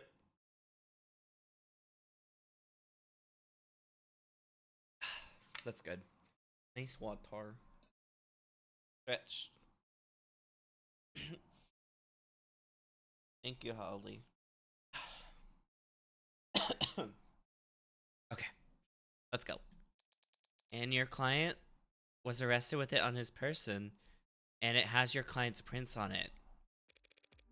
But it was owned by Tanks. Thanks, Holly. Thank you. The record shows that Suzuki's are the only fingerprints on that doohickey. So that means this Tanks guy never laid a finger on his own gun? It's entirely possible that Tank simply liked to polish his gun too. Phrasing? Calm the fuck down, AD. So he was polishing it right up until the moment his captor grabbed it and used it against him? Or phrasing? At AD, please. Was it before or after his internal bleeding that my client took the gun off Tanks without him even laying a finger on it first? Before or after being tortured that he got the gun with no struggle? They could have wrestled over the gun while it was out of reach. Tanks had no injuries besides a hole in his chest.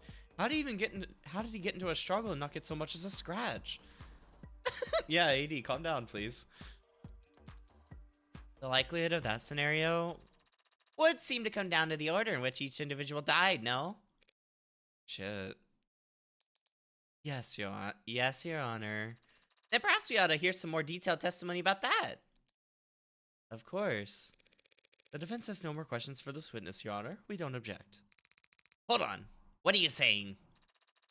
Okie dokie then. Closing the connection. I said wait. Is Suzuki... Makoto seemed to be in good spirits, wouldn't you say? Yeah, he was his usual irreproachable self. So how can you find something about that to be depressed over? I'm ashamed that he testified at all. His appearance here runs the risk of sullying the house's visage with my mistakes. Well, he couldn't exactly slip the sub-point by claiming he had homework to do. You of all people should understand that the house doesn't have to appear in court if it truly doesn't want to. Fine levied on your accounts is always preferable to a smudge staining your reputation. But he did testify. Yes, and he no doubt went directly against one or more family elders to do so. He should not be incurring debts for my sake. So he put himself at a disadvantage for you. Aww, Makoto wants to make that. What I'm trying to say. Makoto wants to keep Suzuki safe. Do you think Makoto would want you to apologize? Or do you think he'd want you to thank him? He's young. He doesn't know what he wants yet. Damn.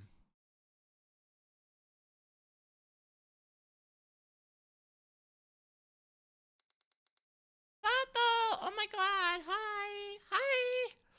Okay, let me save really quick. Yay, Yumi Sato's back. Let's fucking go. This is a great day. Yumi Sato, medicinal examiner. Yumi. Sarah. Aww, that's so cute. Dr. Sato, we're very grateful for your work sorting through the large number of reports related to this case. Let me check that profile.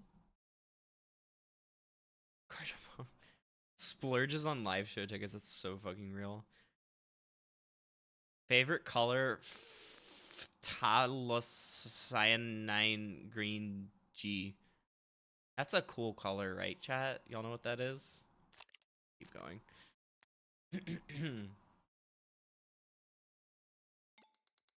Yeah, 5 bodies, all high priority.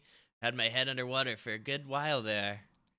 We'd prefer not to tax you with repeating every grisly detail, but if you could, would you please walk the court through the time of death for each victim and the manner in which they were determined? Right. From the top, Anchortan, aka Tanks. He had a mishmash of street legal and chop shop mods along his forearms. None of them were particularly up to date, but they were all working and they did monitor his heart rate. Tanks' heart stopped at 9:44 p.m. Cause of death was... Yeah, we know. The slug had a hollow design, intended to shatter inside the target. There's no mistaking that he was killed by his own gun, the Mag US, from a distance of 1 to 2 meters.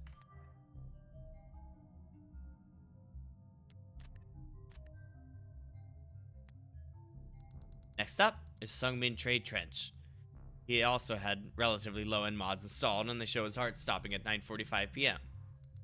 He died from exsanguination, blood loss, resulting from a laceration across his neck by a sharp metal blade. That wasn't the only injury his body sustained, though, was it? No, it was not. Posthumously, his skull was...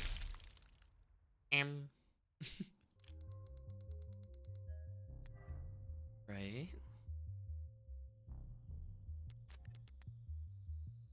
Heavens Miller Smiles received a puncture wound straight through his jugular vein.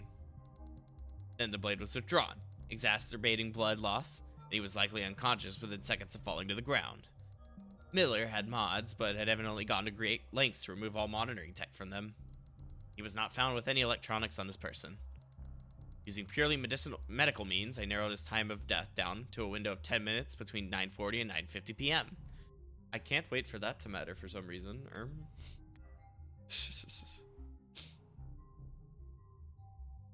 Or like the fact that it's a time frame, I mean.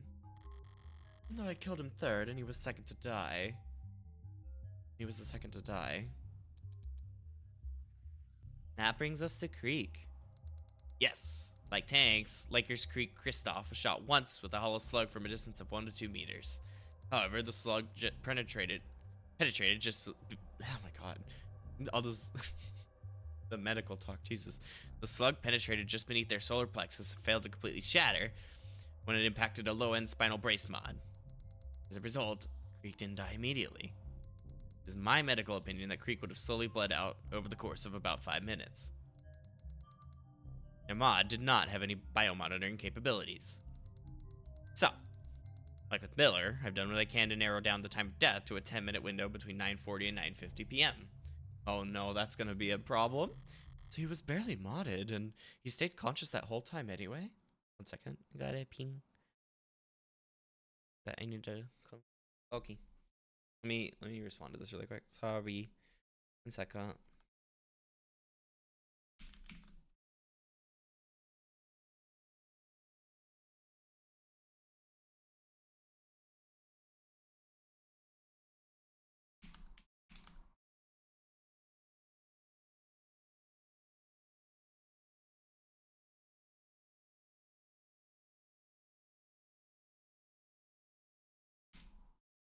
Alright, let me finish this really quick.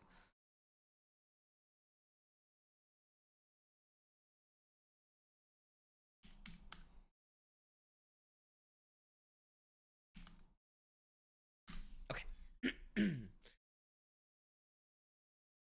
Hey Carl, I hope you're doing well. Welcome Ian. We're chilling. This has been really fun.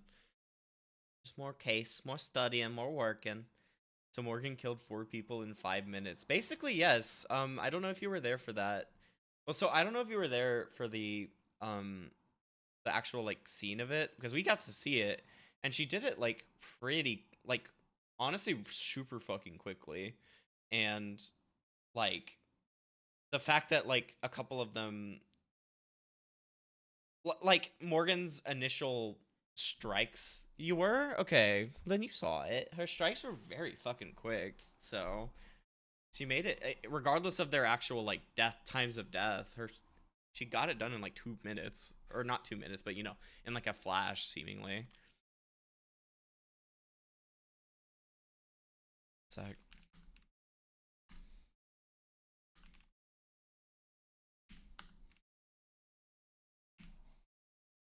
okay, but we do have one other context clue to work with. This data pad was found very close to Creek's body, and technicians confirmed that it requires Creek's fingerprints for most functions. That means it's unlikely that anyone else would have been able to manipulate it. We found that the last action taken on it was an attempted dark card transaction that failed at 9:44 p.m. What could cause a dark card transaction to fail? Either they hit cancel, or the card itself was jostled, interrupting the scan. As if the data pad was suddenly dropped? Hi, cool kid. Hi, how's it going? Oh, man.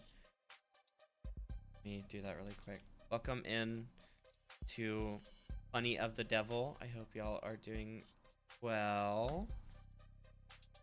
Marble Rebel. Oh my god. Marble Rebel. I hope that was fun.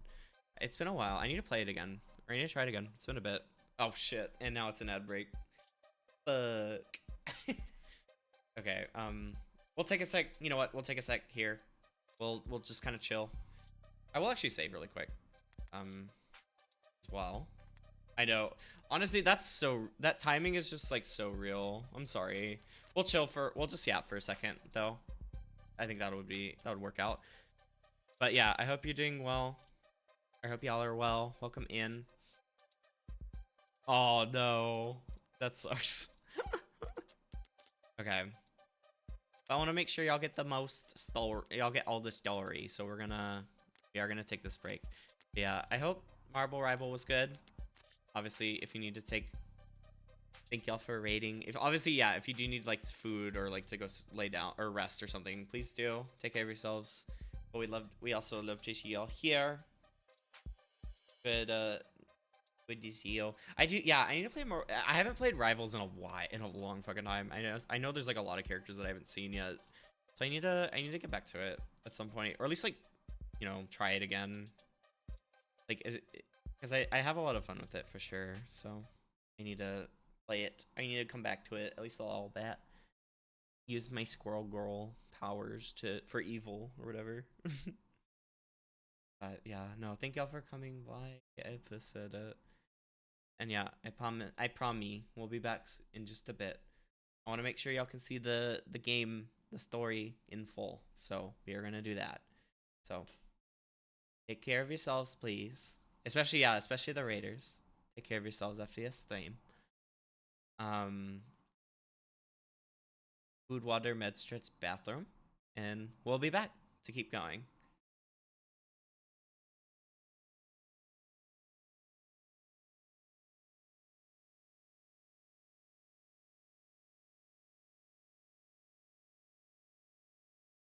Do that one. Okay, be right back.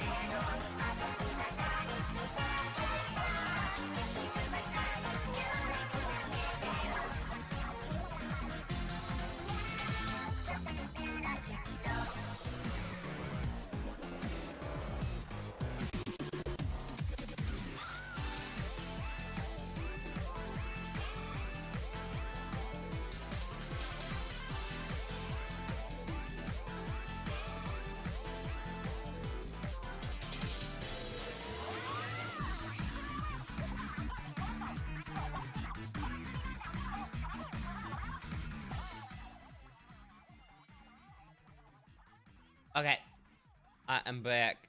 Just in time as that is ending. Okay, cool. But yeah, I'm back. Let's get to it. Gotta keep going. I'm excited. Okay. Wait, yep. Let me check really quick. As if the data pad was suddenly dropped. That's right. That's what we're saying this. Okay. I just needed to make sure. Speculation. How much qualification does one need to understand that card readers can be finicky, Your Honor? I mean, fair, but... Oh, well. I'm parent. Parental unit. Oh, yeah. True enough. Chip, swipe, pin, tap. Just let me buy the damn balloon animal, you clown. So, taking that digital evidence into account, Greek must have been shot at almost the exact same time as Tanks. Thank you. There's one more body you examined for this case, yeah? Right. Now we get the mystery one. Officer Tarek Chopin. I didn't need to determine his time of death. As a patrol officer, he had a standard suite of police-issued biomonitors. So we know that Officer Chopin's heart stopped at 10:14:04 p.m. Triggering an automatic 10999 alert. Officer down. Lighting up that crime scene like a firecracker and ensuring every cop in the city would come running. Royally pissed and safety's off. Chopin was impaled through his back by a long, thin blade. It severed his aorta, and as a result, he died instantly. Okay, so that... Well, I mean, there could be a different blade, but... So we know the sword is still possible. To summarize, then... Subject was impaled. Okay. We can conclude that Tank's gun was taken from him before 9:44 p.m. He and Creek were then shot with it. Their attacker, out of ammunition, took up a sword and stabbed Miller in the throat, before slicing into Trey's neck. This individual then proceeded to posthumously crush Trey's skull by striking it so hard that they shattered a baseball bat, as Creek bled to death on the other side of the room. Finally, when Officer Chopin entered the scene, they stabbed him in the back, before finally being apprehended by Officer Rogers. It's all correct as far as you understand it. Oh boy. True, it's a violent game. So now Rockford's put together a timeline.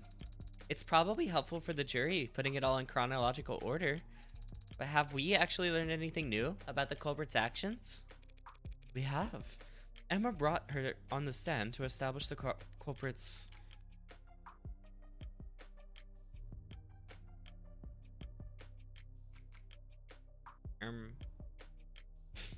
So, because we did this, because this all happened as a, like, kind of following the talk about the prince. So, she wanted to establish the culprit's methodology.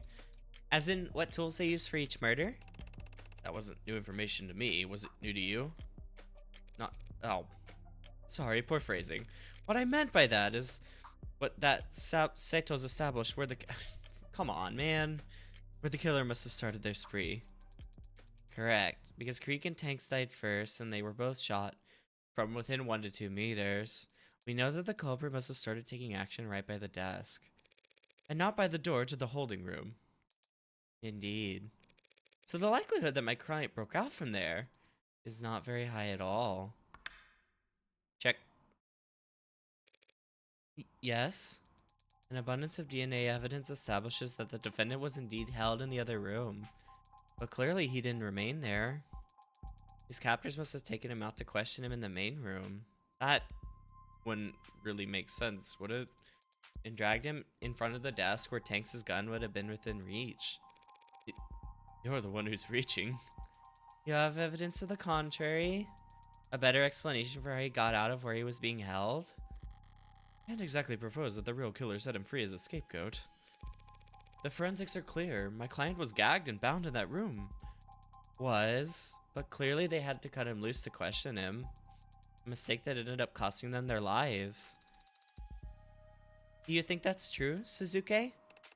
I'm not positive, of course. but my body is telling me that I was held in that room from the time I woke up until I got myself free. Emma's theory about the blue bloods being dumb enough to let Sasuke near a gun isn't perfect. It's still a theory. I don't have jack shit to counter with because not even Sasuke knows how I let him out. If the defense has no objections, then they'll just have to take this L and meekly move on to their next cross-examination. Take the L. Adonai, that made you sound very feeble. You've developed the habit of only using we when I'm winning. Fix it. That made us sound very feeble? Why do I have to get roped in? I don't think you had to. Now you are, though. Emma's already established a timeline in an order of events. I could pick at the details, but she's close enough to the truth already. I know the truth firsthand about every death except Chopin. In his case, Emma and I are on even footing. So what's my advantage? What do I know that everyone else is mistaken about?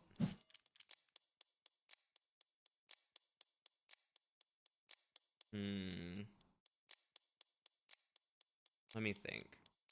I feel like timing is probably it.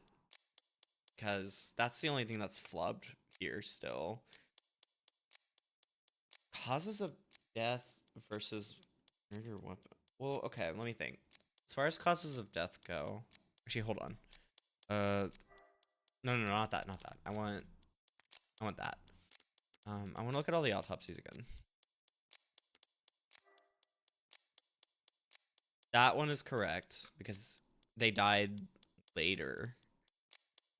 They died after the little talk between them and Morgan. So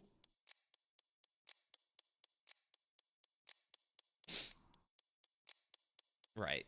So that one's not like the cause of death isn't wrong, I don't think.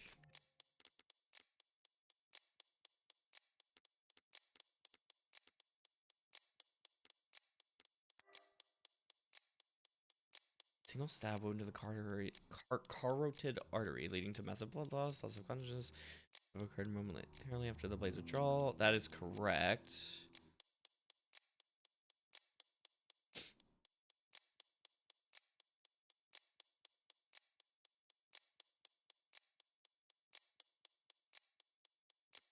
Okay. I mean, that seems fine. Like dying of eating that's not possible. You can eat as much cheese as you want. Don't question that. Detonated beside the subject's heart, killing them instantly. Okay. I mean, that's right. He died, like, immediately from her shot. Trey. Severe blood loss following lacerations to the throat and neck. I mean... The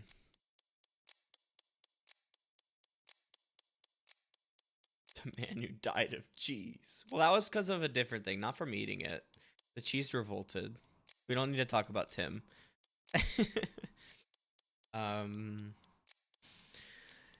Because this is like the only one that they're not specific on with the exact, like, why or what got used. So couldn't we use that against them? Because it's kind of like, or would that not matter because the sword... I'm trying to think. It's like, would that not matter? Okay, let me go back, actually, before I start overthinking.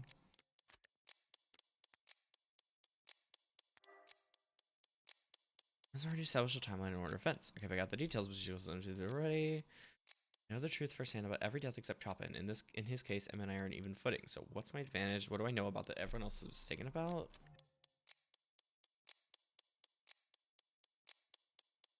Like, that's not wrong, I don't think. Because they at least got the fact that the one who died from the sword died from like some kind of lacerations to the neck. That was the initial death, with the bat swing being the posthumous event. I'm like trying to fully confirm everything about the timeline they decided on. I guess is the problem I'm kind of having. Because I mean, there's like the possibility that or what am I trying to say? The fact that the murder weapon isn't clearly defined for, which one? For Trey?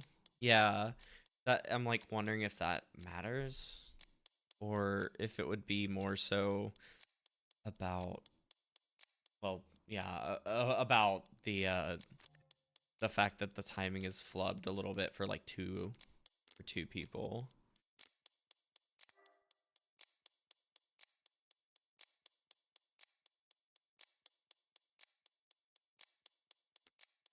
I don't know. I maybe shouldn't just. Maybe should just not be like scared of picking something at this point, because I feel like I have enough. It's like in my head I've considered enough options for both of them to be possibly true.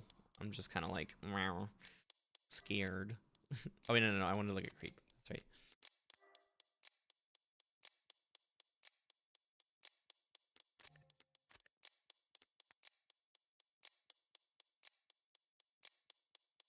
I guess the fact that, well, okay, let me think of it this way. The fact that the timing is something that Morgan can confirm accurately is her primary advantage, probably. I can, because she knows. I'm gonna pick timing. Rick took a while to. Fuck off. Nar. Said I went through great pains to read that, but she can't possibly know. Okay. Right. Okay. So it is that. So I was like So I was getting there. Okay. Okay. There we go. Right. The murder weapons. Everyone thinks Miller was stabbed in the neck by the katana. I'm the only one who knows my knife was there. Oh, right, because there was that confusion as well. Like in the recreation of the scene, they didn't have a knife there. That's right. I didn't even consider that part. Okay, fair enough. Fuck off, but fair enough. There's got to be a way I can use that information to my advantage here, without revealing that I have it or how I got it. Mocking a razor's edge here. At least it's thematically appropriate. The defense is ready to begin our cross-examination, Your Honor. Okay. Dr. Sato, you were asked to examine all 5 bodies. Did you visit the crime scene? I did not. Have not. Photos and other ARCs data were provided to me to aid in my examination. Okay, so that's good to know that she would not know either. Surely the defense isn't objecting to a little virtual work? Of course not. After all, had everything been added or removed from the crime scene, the ARCs would show it. There's no fooling it once it's been set up. Okay. So it's like we have to be careful about. I mean, okay. Start here. Victims Trey and Miller were both attacked by a blade. Exactly how fast did they die? Trey had his throat slashed and blood found on his hands suggests that he had time to reach up to his neck in response. But he would have quickly stumbled back and collapsed onto the floor, dead. Miller wouldn't have lost much blood at the moment. His neck was punctured. For that kind of wound, the weapon acts as a stopper. But once that stopper was removed, he would have lost consciousness in mere seconds. And while the blade was still in his neck, was there for more than a second, he too would have reflexively reached up, presumably to try and grab the blade.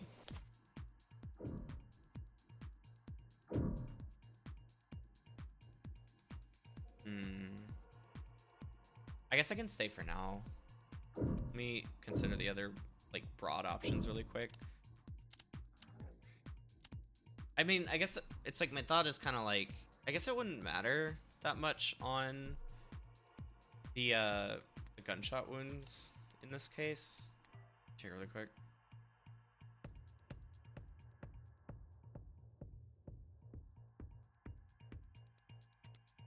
I'm interested if that right now, because I think we're just trying to figure out. It might be that that's the like weird thing. Okay, I'm gonna risk it.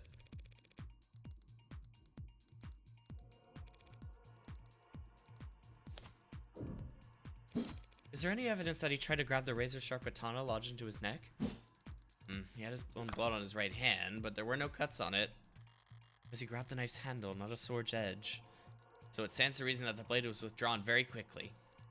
By the time his hands reached up to his neck, it must have been gone. What of many small inconsistencies with this katana theory I can shine a light on? Would that be enough? Ooh, do we take that now? Hi, Kirito. I will do the squats in just a moment. I want to make sure I can finish this really quick. But I hope you're doing well. Welcome, Ian. Let me read this really quick before I decide if it's time to follow up on this.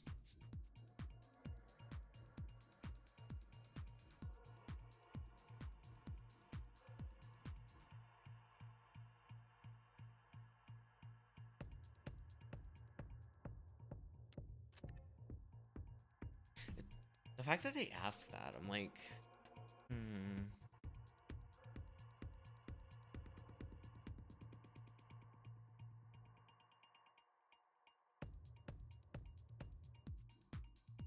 Like, it sort of feels like this is the only route to go, because I'm kind of like, I don't think the other two are relevant, but okay. Stabbing Miller's neck so precisely and fast. That would be quite the feat of swordsmanship. Oh, okay. Stating, yeah, I was wrong. Okay, fair enough. Helmet was drawn, quick as a blade. Have you ever seen a... Oh, shit. Maybe I wasn't? I don't know. I'm used to this game being like, fuck you, loose chips. Have you ever seen a stab wound like the one that killed Miller, inflicted by a long blade? And wielded in one hand by a man experiencing heavy blood loss? No, I can't say that I have. Now, whether that maneuver is impressive or improbable, well, I'm a doctor, not a fencer. Sasuke doesn't own a rapier.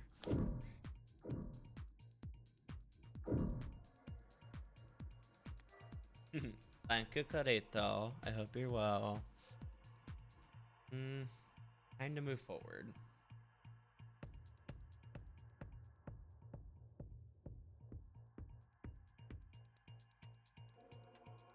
I wonder if it would be better right now to actually bring up the I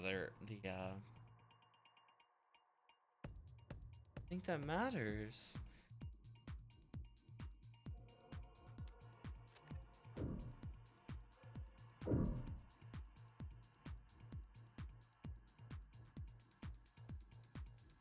Am I?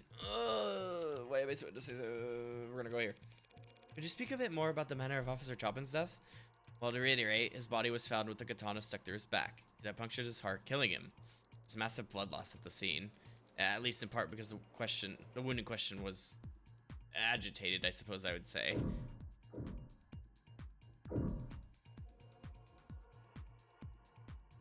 Why is this a press? What? What does that? Why does that matter? Why would I get fucked up there? Huh? What do you mean by agitated? Honestly, as though after impalement the blade was moved around inside the wound, as if it had become stuck and someone was struggling to remove it.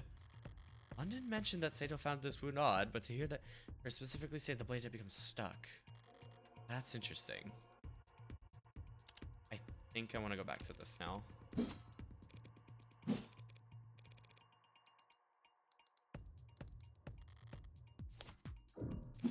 Did you find the stab wound on Miller's neck fit the sword that the police recovered?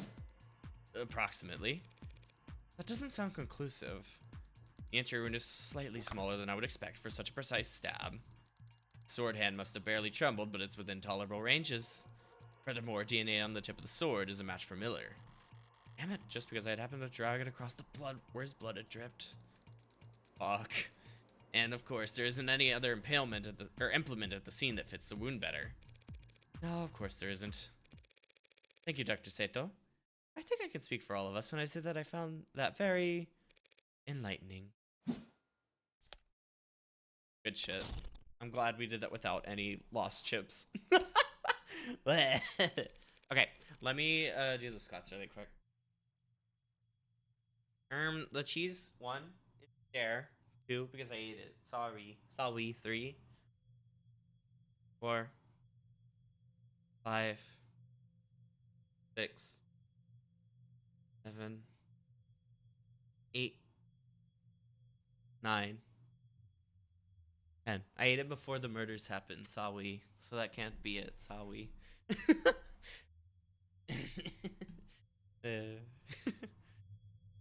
Dr. Sato, you just testified that Officer Chopin was impaled from behind.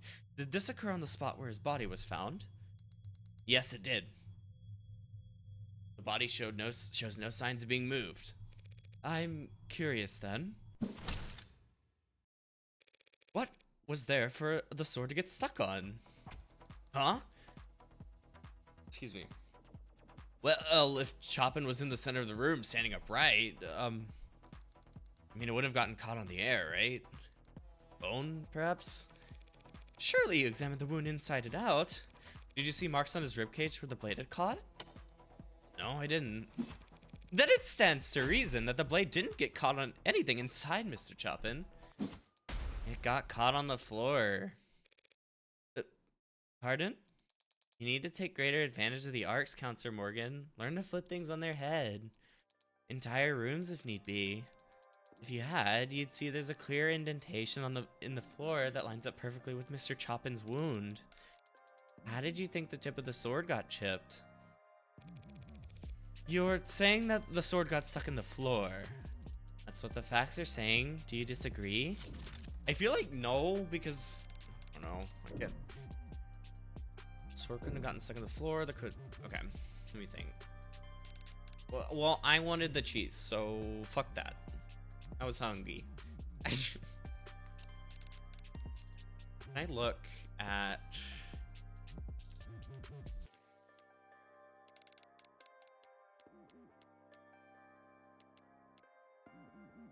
the floor did it? Real.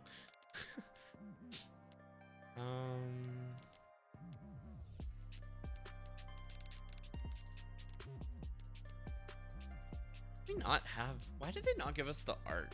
Blech. Wish it did.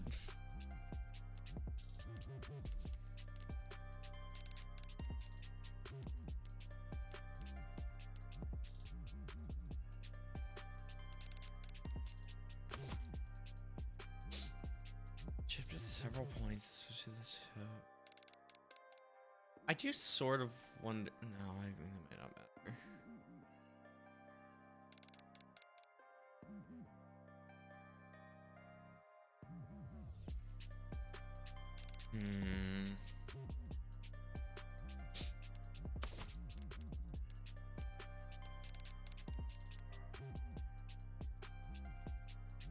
No.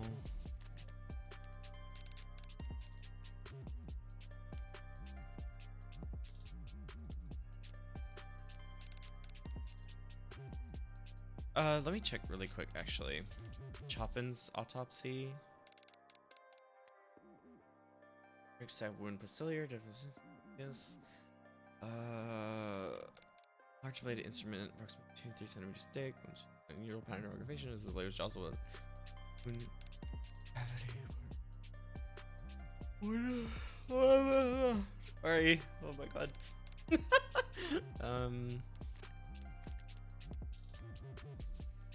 We're answering the sword could have gotten stuck in the floor or couldn't have. I mean, why? Even if he was killed like upright, why couldn't it have been? Because I don't know. Maybe I'm thinking the wrong setup here. Maybe I'm thinking either too far ahead or just the wrong setup entirely. Okay, let me go up a little bit.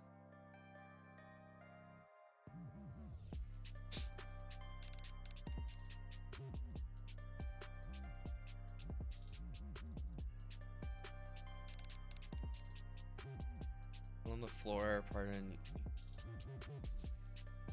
I mean, I don't see anything wrong with that though. Like, it's possible in a lot of situations that it would have gotten stuck in the floor. I think we stay. I don't necessarily disagree, no. If Chopin was impaled, then fell face first, it makes perfect sense for the sword to get caught on the floor as he collapsed on top of it. Okay, yeah, so I was, okay, cool. I was like, even in most scenarios, it's still super likely. So we can conclude that after being inhaled, Chopin fell over with the sword still in his torso, driving the sword into the ground. And his attacker aggravated the wound by trying to retrieve the sword from his corpse. Does that sound right? 80? What? Are you asking me? Sort of, asking the room, I guess? Well, I believe I can answer.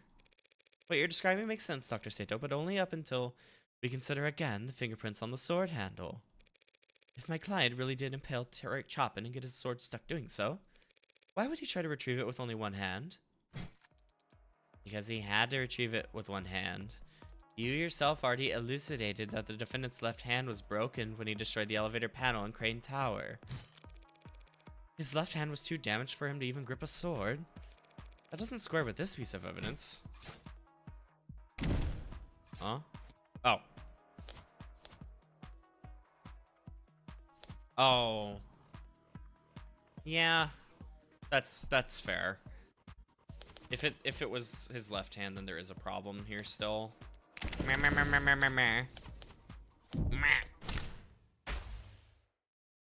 The mag US? How could my client's left hand be too damaged to grip his sword, and yet also be capable of gripping the mag US? That oddity is hardly impossible to explain. We've already determined that the mag US was fired twice before the sword was used at all. Firing such a weapon with a broken hand surely rendered his left useless.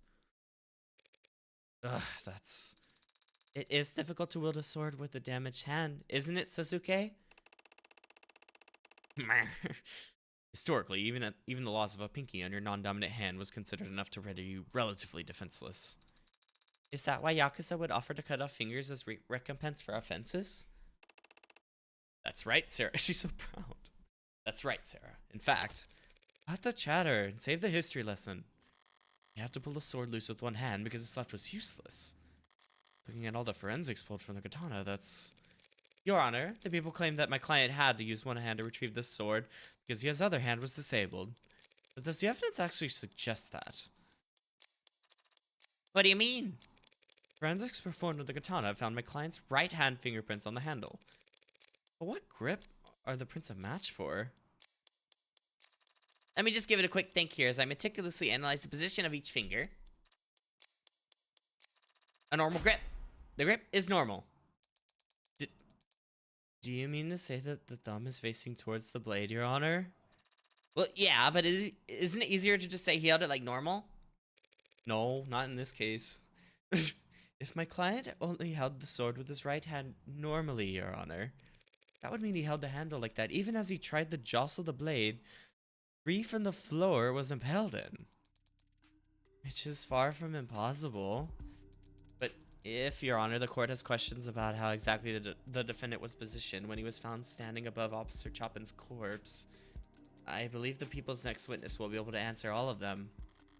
That can only mean it's finally time to face off with the arresting officer, Chopin's partner. Very well. Then let us summon to the stand. No name not found. What? What? Is that a family or a given name? How about the new year? How about that new Yuri? What? Yeah, got one big ol' error right there, and it's a classic. Witness not found. Literally, he ain't here. What? I said that. Yeah. He's had hours to get here. What the hell could he possibly be? Your star witness is a no-show. Is this good news or bad news? Like hitting the jackpot on the world's sketchiest slot machine. Feels good, but you get the feeling that the staff is gonna make you pay for it. That idiotic... Pay for it when? Fine. I'll finish it myself. Right about now. Here we go. Perhaps it's time for... Yay, the song again. Perhaps it's time for the best then, Your Honor. We can save the court the trouble by wrapping things here and now. The facts are simple and the defense has failed to refute them.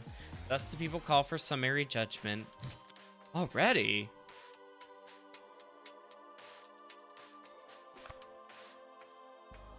I'm gonna say don't lick, please. Let's not do that. Thank you very much. The defendant is the only one with his prints on the gun. He is the only one with his prints on the katana. His own employer testified to the court that he was attacked and captured by 4 of the 5 victims. He was found and arrested standing over the body of a dead cop. No, like, please don't. Don't. Actually. Before 2 more officers arrived and secured the scene.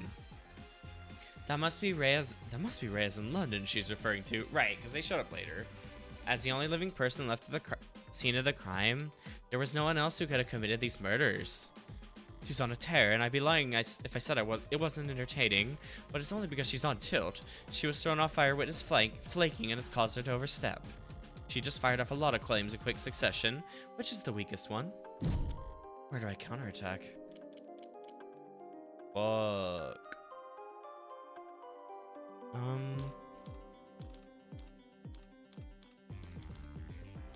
Okay.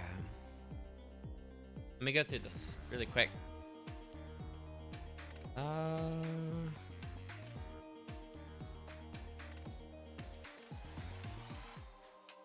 The defender is the only one who burned the gun. He's the only one.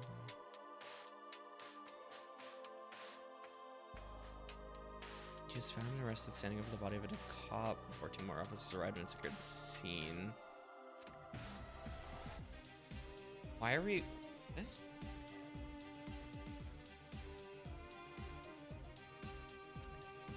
I think what I'm gonna do really quick is screenshot the options and have them up on the side really quick, so that way I can look at the that way I can look at the like the log, you know, for a second. There we go. And not have to be like turning it on and off to, you know, see my options.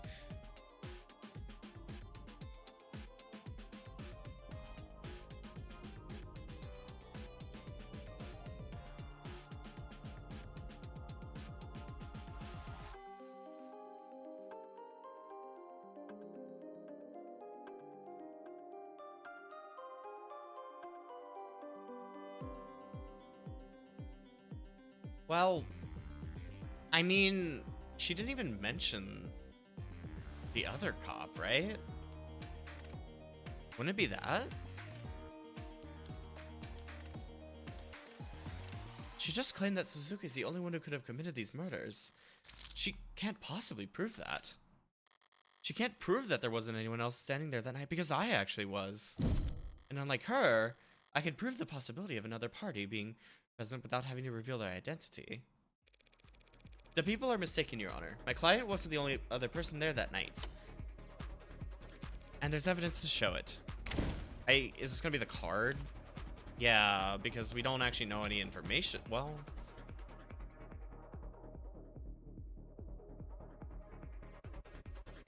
Does that matter?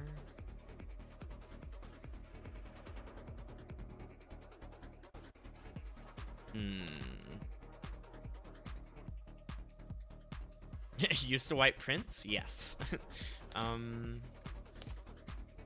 think it is, right? Because like that would be like... Actually, let me confirm.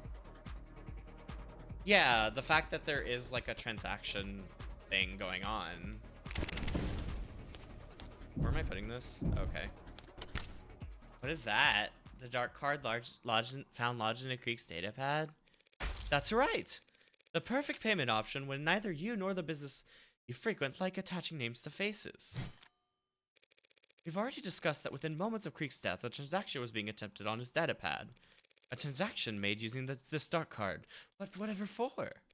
Perhaps some of the handful of illicit substances that were found at the scene of the crime. Oh crap, yeah, almost forgot. These guys were drug dealers. And drug dealers get customers, Your Honor. Customers that can be very temperamental when things go south. Are you trying to suggest that these killings were the result of a drug deal gone wrong? I mean, they sort of were. Yeah. A drug deal made in person at a blue blood stronghold? Dark cards require a passkey and a fingerprint. The card would be useless if its owner wasn't physically present for the transaction. A transaction that might be abruptly cancelled if tensions boiled over. A potential buyer would likely have been across the desk from Creek, the same spot in the room that we've established that the same spot in the room that we've established that the killer must have started their rampage. Cute idea, counselor, but there's no meat to it. We know that Creek was using that data pad before he died. And we know that the dark card was processing a transaction at the time. But for some reason, you made the assumption that he was selling, when the simplest explanation is that he was buying, using the dark card that he owned. The dark card belonged to Creek. How will you respond? I don't need to respond with evidence. I just need to point out the flawed evidence she's constructed her argument upon. Huh? Interesting.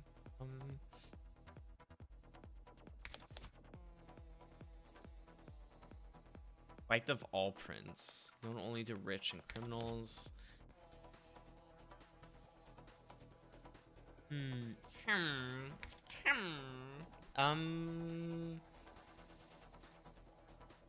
Looking at here. Oh yeah, let me get rid of this image. There we go. What are we looking at?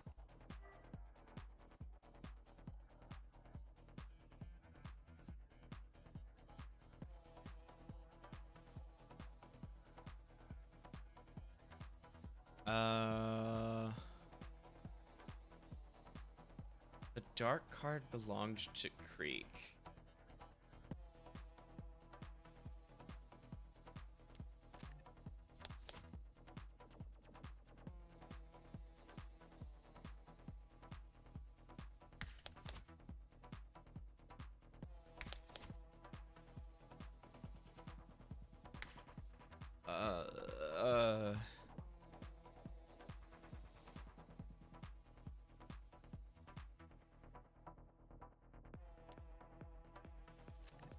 Let's look at that.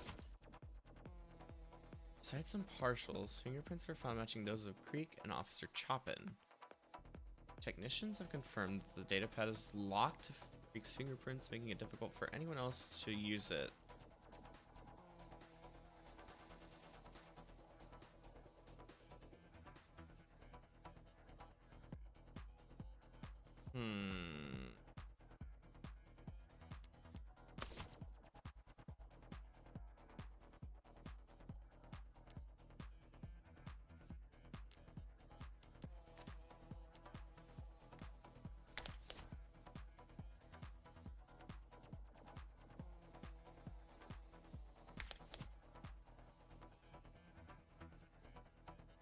It's like, I get where we're going. I'm just like, There's some details I'm like missing for this. Like, or I feel like I'm missing. Weeks, Chopin's.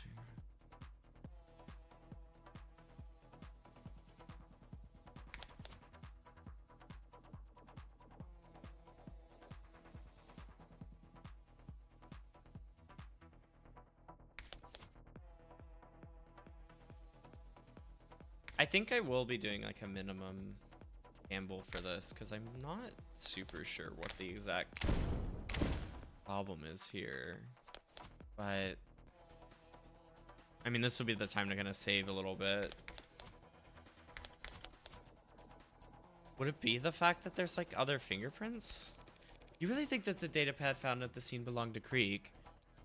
The nation's confirmed it was keyed to his fingerprints, so yes, I do. Oh, okay, I was not that. I gotta be real. I wasn't expecting that to be the thing Morgan called on, so I don't know if I was gonna. I don't know. I don't think I could have read that. What the fuck? Characterization, Your Honor. The people are claiming that the dark card in the evidence record belonged to the victim, Creek, despite the fact that it has no fingerprints on it either. Okay, fair enough. Oh, fuck. Yes, more bangers. Let's go.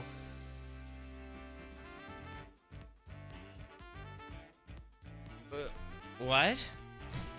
If that dark card had belonged to Creek, he would have had to insert it into the data pad with his teeth. Yuck. So who did the dark card belong to? Oh, this is a fucking banger. Holy shit. Perhaps a customer who didn't like his prices. A disgruntled customer could have wiped their prints off their card to hide the fact that they were ever there. That's absurd. If a customer brought that dark card with them to the crime scene, why the hell wouldn't they take it with them when they left? It was stuck in the data pad. They could have pulled a little harder. They could have taken the data pad with them. Who would leave behind something that valuable? The card is worthless to everyone but its owner. To whom it could be priceless. Why would they choose to leave it behind? The answer to that is simple. I'm honest. We're discussing the possibility of a deal gone south. What could cause that in the first place? Aggressive negotiating tactics? Or a customer who couldn't pay? What are you... this customer could afford a dark card, and yet they couldn't pay. Hold on. You're trying to say all these deaths, all this carnage, you think it's all because their card got declined? Hard to live down that kind of faux pas. Murdering 5 people in order to skip paying your bill is pretty aggressive, but if you need your fix... Was there any indication that contraband was taken from the scene of the crime? Oh god. The mask. Your Honor, that is difficult to say. Without knowing their inventory before the crime occurred, we cannot rule out the possibility. That was a little lackluster of a pushback. Is she really that thrown off by this witness playing hooky? Well, I hate to do this because I love spending time with you all and having a physical body and being unsold. But it does seem like I have to declare a recess while we wait. Perfectly reasonable, Your Honor. That's the most romantic thing I've ever heard. What? Yeah, what the fuck did that mean? Court is now in recess. Damn. Alright. I'm gonna take a quick save on that. That was good shit. I think I'm gonna actually look really quick. Now that we've seen 2 of these, because I think I forgot 2 before, I want to take a second and look at something. And it'll be a good like little break from the action as well. Of the devil. Oh, I didn't even spell that right. Flip. Okay, so she did Scarlet Draw, which was the one that was... Oh wait, hold on.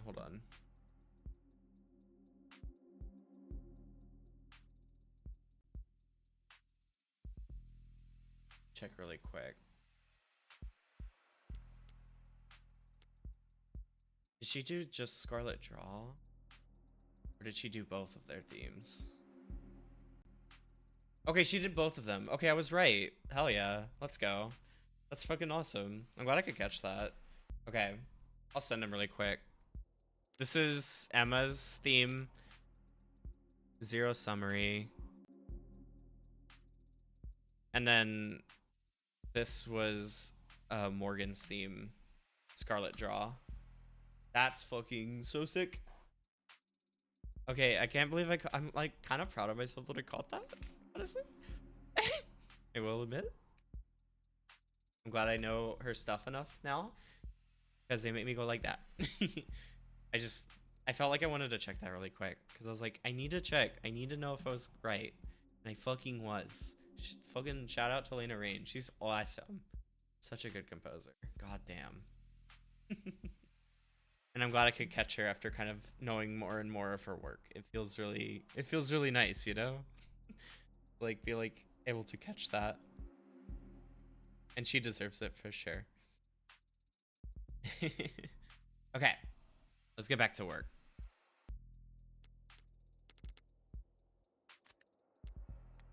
Now that we've taken our little music side tour. Okay. So Aurea Holdings is not part of Alcicaria? No, it is.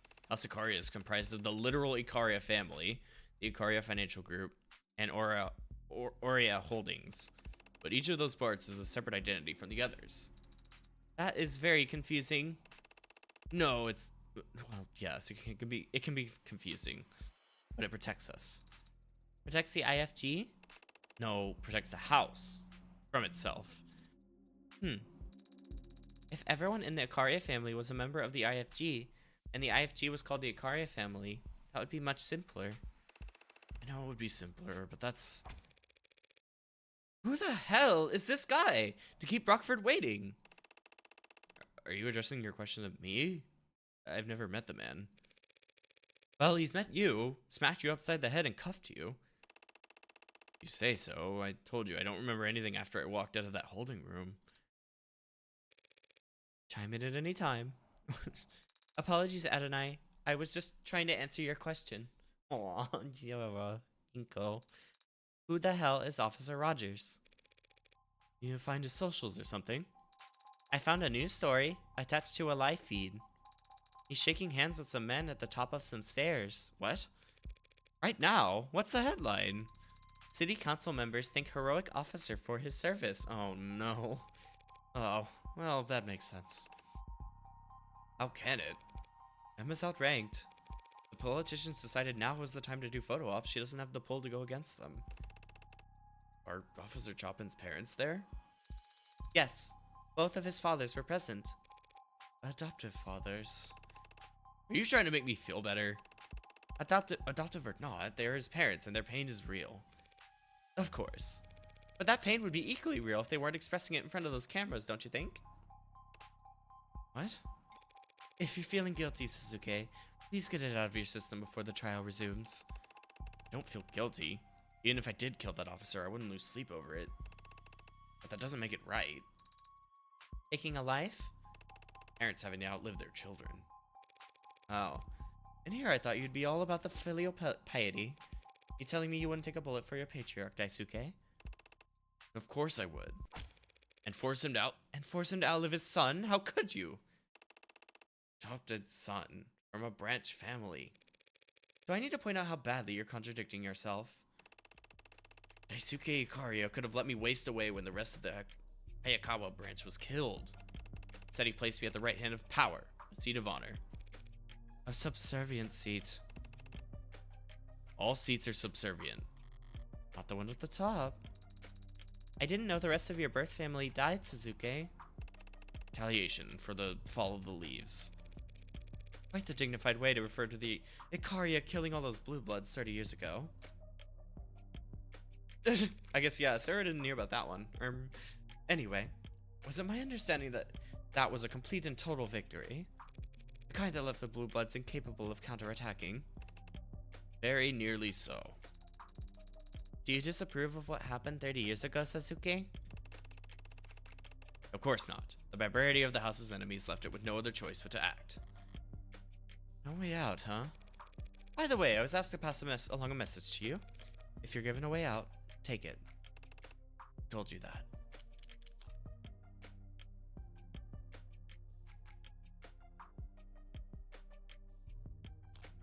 To be honest, Suzuki, I got the feeling I wasn't supposed to tell you who I heard it from. I'm just passing on a message. Good, I asked. There's only so many members of the house who would want me to. So did that message mean anything to you? I'm not sure. You're a terrifically helpful client, you know that? Jesus. Ah. There's something you should know about me, Morgan. About the Hound of Ikaria. I didn't earn that title as a bodyguard or a head of security. And I didn't... Oh, 1 second. Sorry. There you go. I think. I was like adjusting the mic slightly. And I didn't learn how to kill in the military. Hound of Ikaria is the house's personal assassin. That was good to know now, I guess. What happened to the House of Ikaria being refined? Elevated above their criminal past? The house is elevated. That status has granted it more enemies than ever. Enemies that need to be taken out silently but undeniably. Undeniably? What I do is send messages. They need to be received by the right people, and they need to know who it's from. You kill, so that the other houses in the nobility know it was the Hound. But can't prove that House Ikaria was responsible. Their own pride over being able to handle things internally and their humiliation at being outplayed ensures the deaths stay out of the papers. So the entire police force can descend on a jaywalker caught by a reflection off of a dash cam. But the nobility gets to wave off the surveillance state with a perfumed handkerchief, flaunting how the rules don't apply to them. Like I thought, a very pure expression of power. So all that talk about you being Mikoto's head of security, that was all true. I am. I have been Mikoto's head of security for the past year. Did your courier business dry up? Circumstances around Mikoto had changed. I was asked to step in and fill a role. And what you said about guarding the previous heir. waving your katana around as soon as you could walk. The circumstances were different then, too. Damn. Why tell me now? Because now that I've seen her, I don't think Rockford will have missed it. No, why didn't you tell me yesterday, the first time we met, when I could have actually prepared for this? Clearly, you've got some deeply held desire to rot in prison since you won't help me win this case. But what happened in the last 5 minutes that you've suddenly got cold feet? Adonai? Yesterday, I thought you were just some outsider, in over their head, who would surely drown if they knew who they were defending. Today, I think you're an outsider, in over their head, who could stay afloat with a lifeline. Thanks for the heads up. 5 minutes notice really comes in handy when your client asks you to catch a bullet. Excuse me. I can see where this might be going now, but I am curious then, like, if the idea is that he is supposed to leave some kind of trace that the Hound is doing this, and there's no trace of it here. Like, it should be obvious, but it's not, that kind of thing. But, I don't know. Maybe that's like maybe I'm not. Maybe I'm just grasping right now. We'll see. I'm sorry to disappoint you too, Sarah. Can't imagine you're pleased to be defending a self-confessed killer. I don't know what you went through when you were a soldier, and I have no idea what you've gone through as an assassin. Yesterday, Adonai suggested I shouldn't speak about those kinds of things, since I have no experience with them. I don't know if she's right about that, but soldiers and assassins do exist in this world, and they are still people. And I think I would be sad if I couldn't talk to any of them. Oh, Sarah. On a related note, could you catch a bullet, Suzuki Ikaria? No, Sarah. But you're a cybernetically enhanced martial artist. Bullets are very fast. Did you know, chat? Bullets are very fast. That is true. I could probably catch an arrow if I knew it was coming. Tell me more. Sarah. Come on. Oh my god.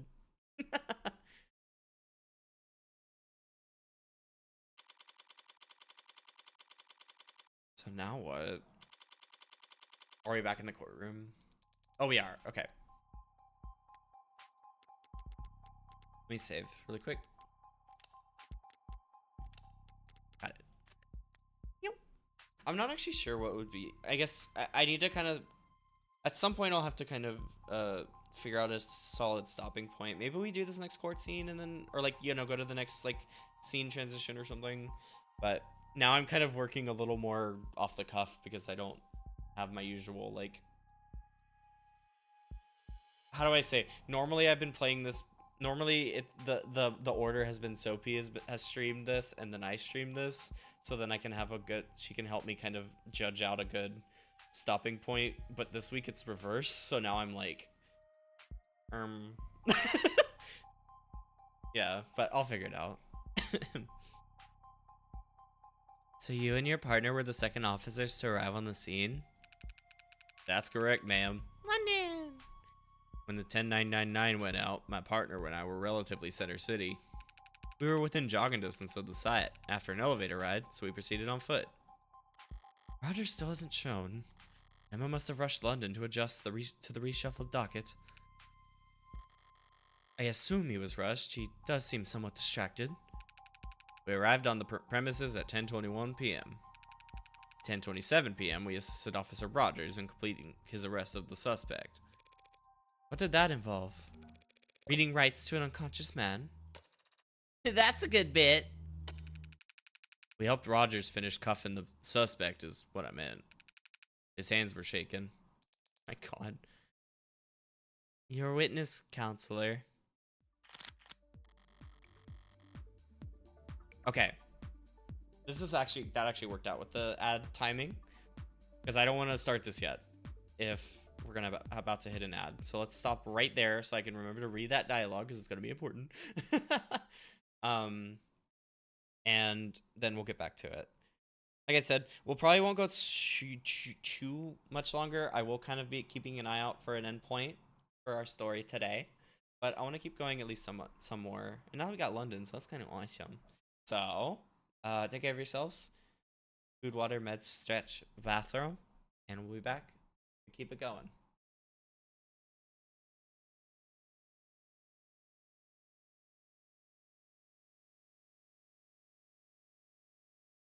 That one. Okay, there we go. Be back.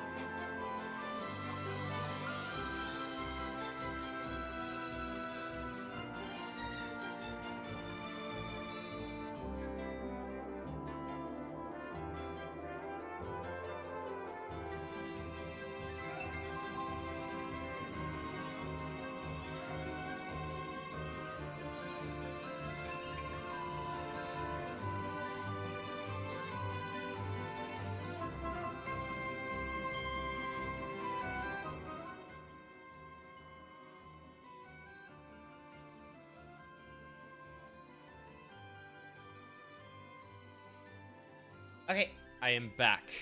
Let's get it once more. Like I said, this will kind of probably be where we start finding an endpoint, but I want to see some more.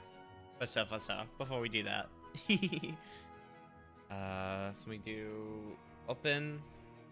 What is that? There. Okay. Excuse me. Right, it's London Gaming. I'd like to ask London why he wasn't explicit about all this yesterday, but complaining about a detective not being forthcoming with the defense isn't exactly a winning strategy. He didn't hesitate to show me his involvement with the mafias yesterday. What's he got left to hide?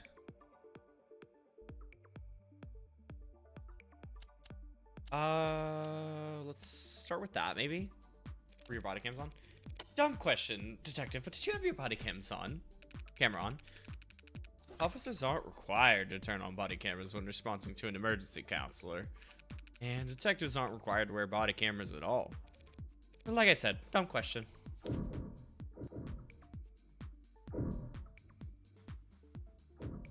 I mean, that's not a bad question. But by any chance, did your partner have a body camera going?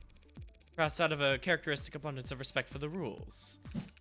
Matter of fact, I believe she did. So of the first 4 of our city's brave policemen to arrive at the scene of the crime, only one of them thought to turn their body camera on.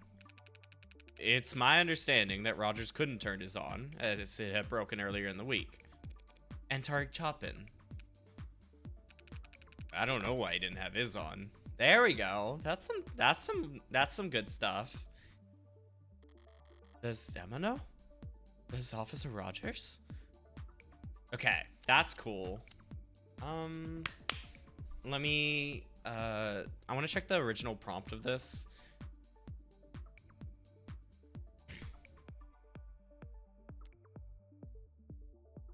It's like, how do I say? Well, no. Yeah, because I feel like why were you nearby is unrelated in this point, at this juncture. He hasn't had a reason one way or the other. Probably this one. And how did you and your partner go about clearing the building? I took point and my partner covered me, checking the rooms behind us as we went. It was tense, searching the rooms with that racket blaring from upstairs. You were still searching for suspects, even though there was a 10999 on the 3rd floor. Rogers had already reported the manner of his partner's death, counselor. We weren't going to run upstairs to try and defibrillate. How was that report made? Over comms around 10:17 p.m. Is it common practice to separate from one another when responding to a 10999? It's one of several valid approaches the department advises in critical scenarios. Let's say that. Did you ever lose sight of your partner? I might have. So she might have lost sight of you. Speculation, Your Honor. If I can't see you, you can't see me. That's not speculation, Your Honor, just grade school logic. Humu? What? Overruled! Spill the deets, witness! Yeah, me and my partner were separated as we cleared the building. For more than a minute, I'd say. Interesting.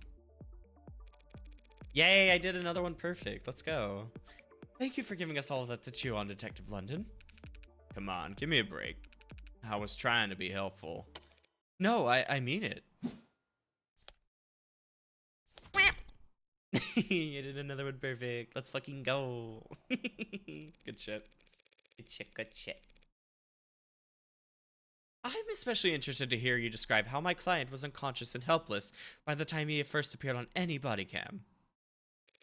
Shall we review that footage together? I wonder if we can pinpoint exactly how many wounds he received in between his arrest and when his mugshot was taken. Redirect, Your Honor. Really? What is she doing now? Actually, yeah, what are we doing? What the fuck? The prosecution called Detective London as their witness and asked their questions. Ad and I just had the chance to ask our own questions during the cross-examination. After the cross-examination, the people can redirect if they have additional questions for the witness. So it isn't just one for them and one for us? More like an eye for an eye until justice is blind and bloody. She wants another round. Why? Just stalling? Detective London? Are you aware of an ongoing police investigation for a figure known as the Hound of Icaria? Not stalling. Whoa. Yeah, what the fuck? Approach, Your Honor.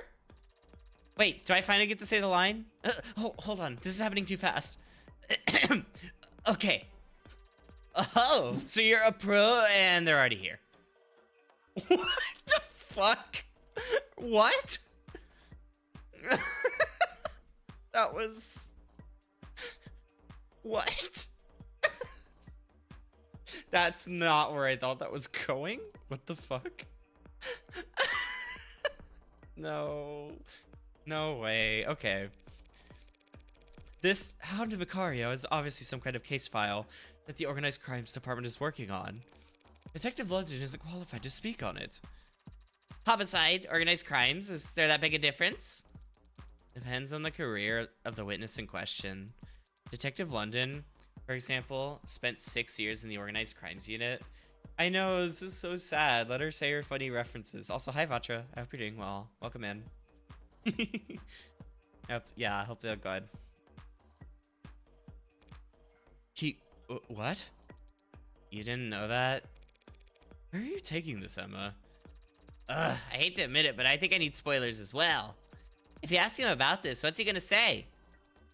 That the Hound of Icaria is an assassin who leaves calling cards at each of his kills, terrorizing the house's perceived enemies without shame. And that the lead suspect in those cases is a man around Suzuki's age and height, with gray blue hair, a modded spine, and a large tattoo of a dog across his back. What does that have to do with this case? Is it just to try and build, like, he's probably going to be a killer, so, like, this is obviously him or some shit like that? Suzuki, you vain son of a bitch. You got made with your shirt off?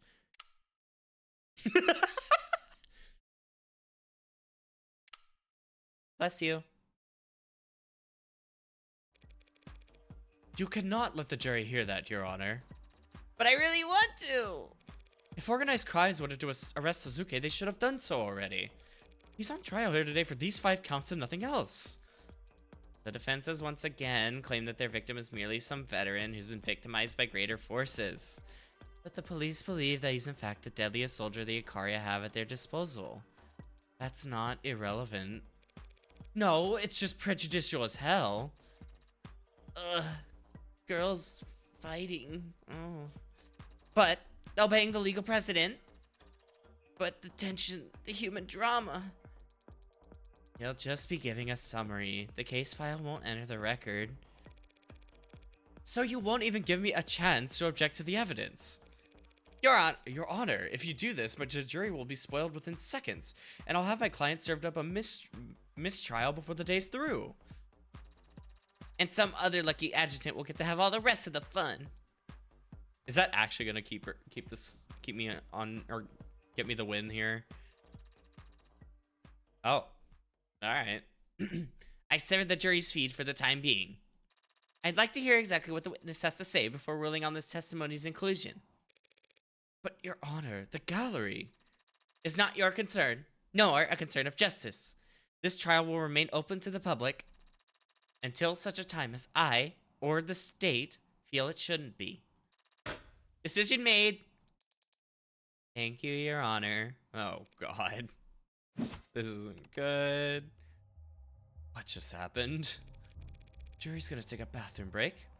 Emma will get to ask her questions, but in all likelihood, the adjutant will make sure they never hear the answers. So we aren't any worse off. Suzuki might be. What do you mean? This gallery's filled to the brim with cops. They all think he killed Chopin. London regales us all with tales of the Hound's exploits on top of that. Don't worry, Suzuki. They can't do anything to you here. Guess we're in a courtroom. I won't spend the rest of my life in this room, Sarah. And even if I could, I wouldn't. Oh boy. Detective London, if you would, please testify as to the... Oh, for real? Your Honor. What now? Hey, Rock. Oh my God, really? Hey, Rockford. That witness guy who flaked on you made you look dumb? Yes? He's finally here. Really? No fucking way.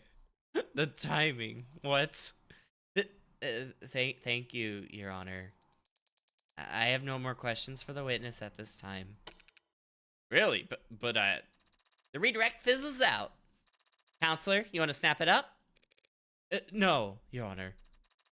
Dang, Detective London. Nobody wants to talk to your ass. Damn. Oh, poor London. Miss Rockford let it go. She doesn't hold anything back in the courtroom, but only because that's what gives her greatest chance of victory. If the jury wouldn't hear it either way, and she has no need to stall for time, she won't stoke the coals for the fun of it.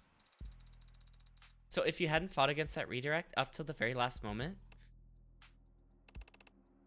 well, it hot, huh? Yeah. Nothing impressive about putting my arm between the gun and my heart. I was gonna say stomach. The analogy seems weaker somehow. Damn. Oh, but the tummy is important. You have to protect the tummy. There he is. The man of the hour. The hero put a stop to the Hound of Icaria and brought justice to the city over the loss of his favorite son, Tarek Chopin. Hello. Oh my god. Patrol Officer Rogers reporting for duty. You don't have to say that. Sorry. Then just, reporting for duty. Name and occupation. Patrol Officer Huey Rogers. Occupation, Patrol Officer. Oh god, this is a character already? Saltwater, rosemary, graffiti art. Sand! Sand! Easily upset. Wakes? Jesus Christ, I wonder why. Former partner of Tarek Chopin. Apologies for earlier. It's fine. The court understands that the city council had need of you. When I said my name wrong. Won't happen again. Oh god. And your tardiness. What's that? Being hours late to this trial? Did I not set a reminder? Wait, that's it? Does seeing him here in the flesh jog your memory at all? Oh, not at all. I think this guy would be pretty hard to forget. Yeah, this guy is a character already. What the fuck?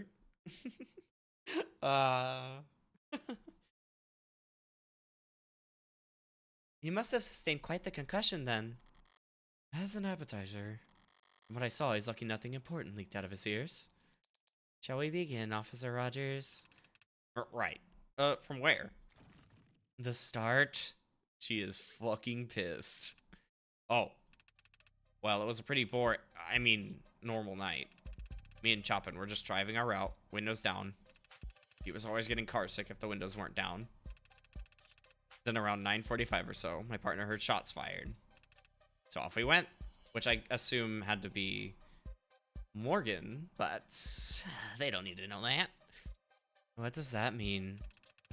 Well, I mean, shots echo down in the lower wards, so I wasn't too sure about the direction. This guy is already relatable. Oh god. But my partner was confident that it'd have something to do with the Blue Bloods. That area is a known hotspot. As we neared the street, we saw people slinking away from it. Got the message. People can sense that kind of trouble, even when they don't know it. Something bad had gone down and no one wanted anything to do with it. Front door wouldn't budge. I peeked around into the alley, but the fire escape was out of commission. Then my partner, shot clean through the door handle. Which we did see that, yeah. Chopin was that determined to get inside based on some echoed gunshots and a few context clues. Suppose context clues are most of what I use to find the place too, but... So when you arrived, the only way into the building was locked? Yeah, and so we had a strong reason to believe the shooter were still in the vicinity. I was in favor of waiting for backup at this point, but my partner, he was convinced the place was dead empty already. So he was moving a good bit faster than me right up until we got to the second floor and heard a loud slam. A slam? What kind of slam? Like, slam. Or like, salam. Or like, slam. Good discussion. I don't know. It was loud though. And Chopin gets all deadly serious and insists I stay, and he goes ahead to the 3rd floor. After a bit, he yelled to me saying everyone was dead and I should come join him. That's when I heard another heavy thud. I didn't know it was the sound of my partner's body hitting the floor. But I put 2 and 2 together, and when I saw that man there, standing over him. Let the record show that the witness has identified the defendant. If you heard a noise at a crime scene, the natural conclusion would be that you were not alone. But if Chopin thought they weren't alone, why would he insist on splitting up?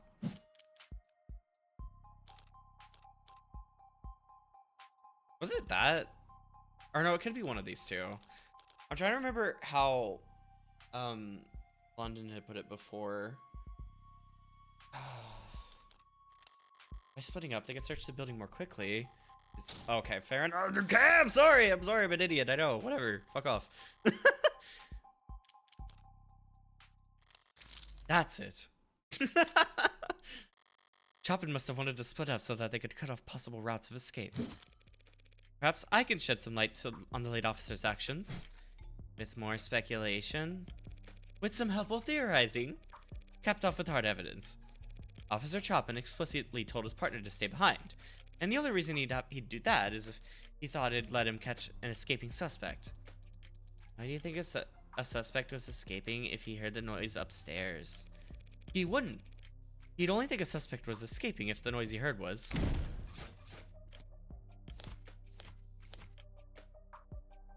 Had the dumpster, right? Because they did mention that. Let me read this again really quick.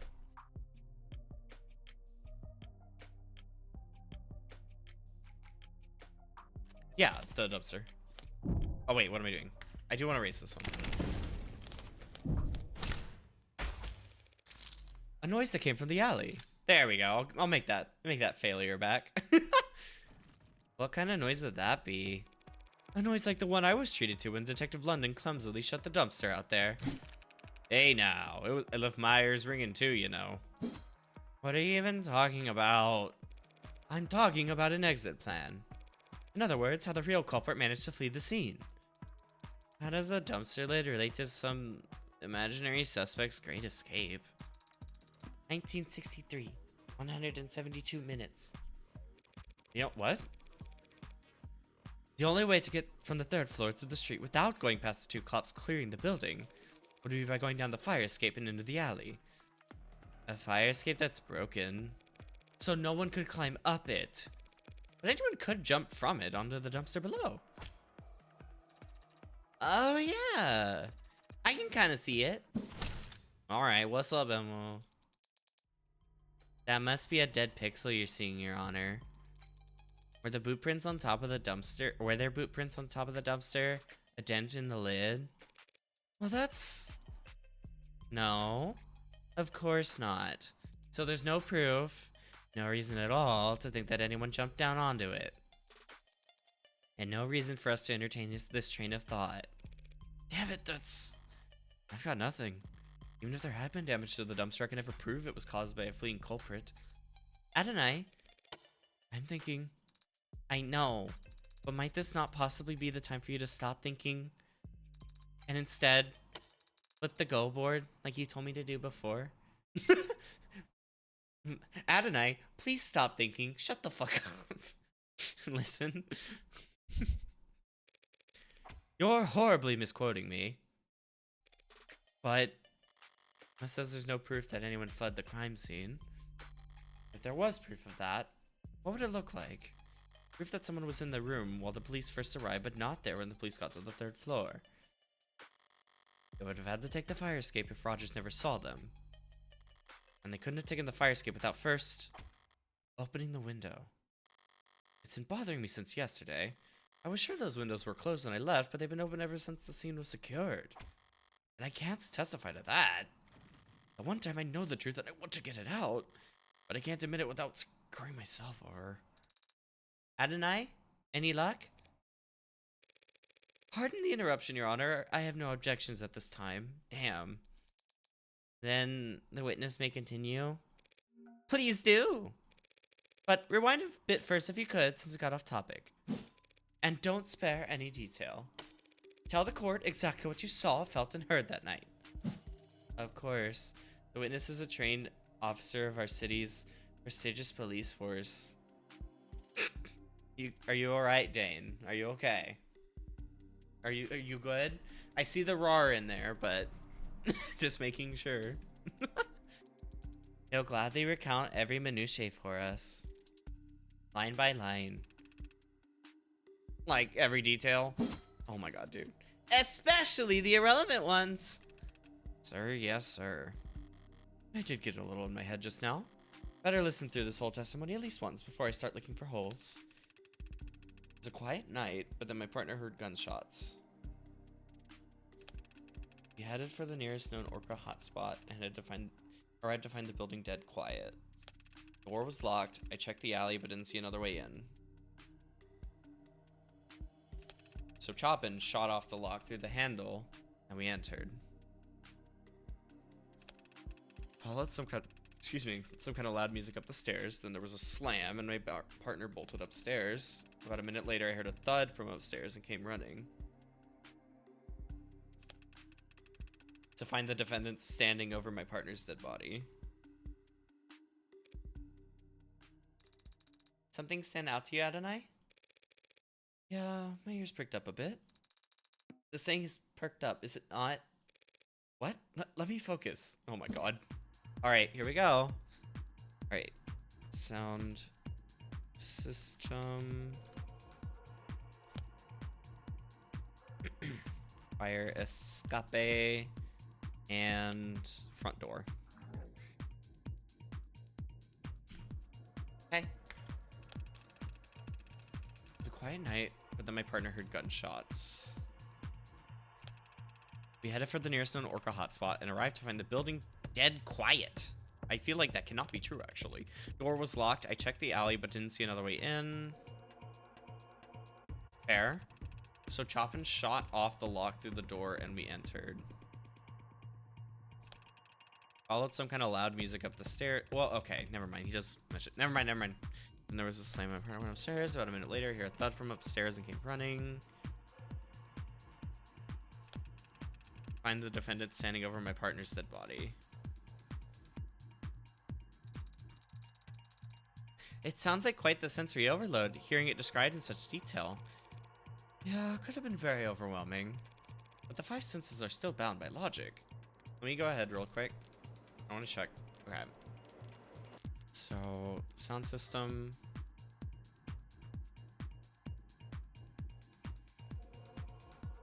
According to the arcs, the system was still playing music loudly by the time the crime scene tech started scanning the environment. I'm like, would it have been heard outside? I'm just trying to fully think of it. The front door is still an interesting one too. Where's that? Entrance to the crime scene utilizes a physical lock and key mechanism designed to automatically lock behind you when leaving the building. The lock is currently damaged and not functional.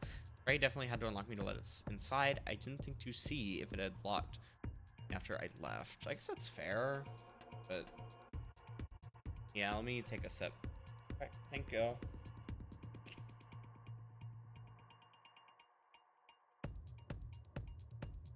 Thanks, Holly. Okay. And the other one was the fire escape.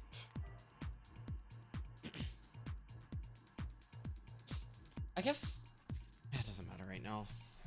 I was like, I wonder, because I know there was the thing about the dumpster getting moved, and I like wonder if that has something to do with like maybe finding a way back up, but like I don't think I can confirm anything there, and it's not like it's relevant right now anyway.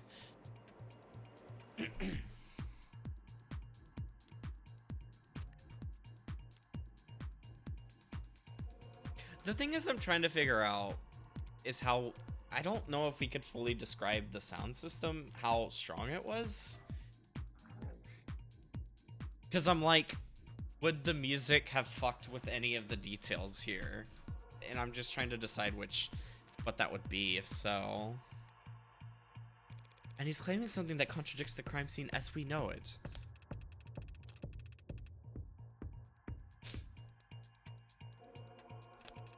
Head for the nearest known orca hotspot and try to find the building dead. Like that? I feel like that can't be right? Door was locked. I checked the alley, but didn't see another way in. A chop and shot off the lock through the door, and we entered. Some kind of loud music up the stairs. Then there was a slam, and my partner bolted upstairs. Stairs and came.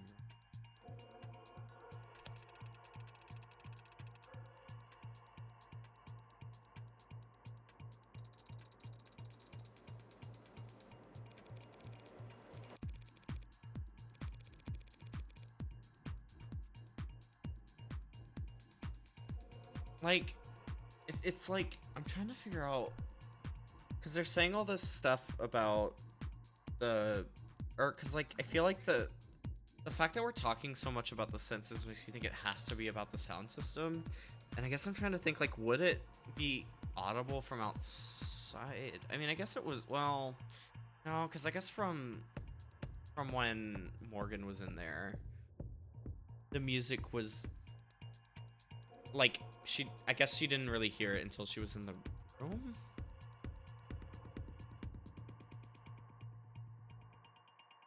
I don't know. I'm just trying to think of the exact logic of how loud the music, like, really was and all that. That's like the main part that I'm stuck on still.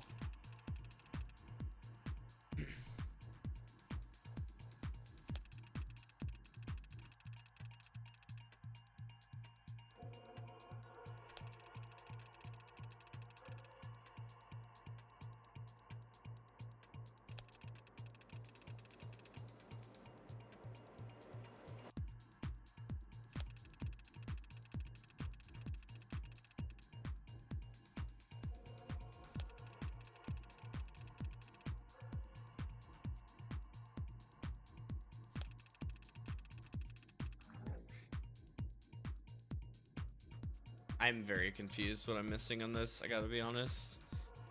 I'm sorry. Ugh. It's like, I feel like...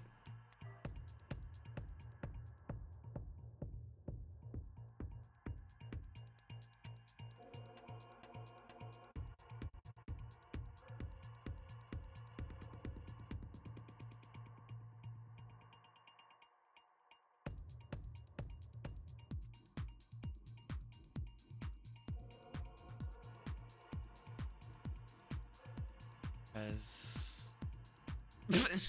Real. Hi Fide. Hope you're doing well. Good to see you. Sorry, this is a very thinking moment.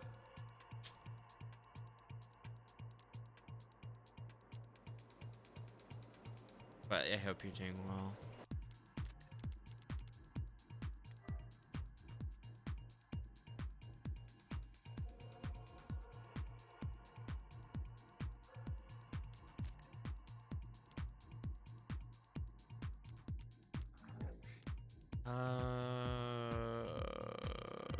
Very good.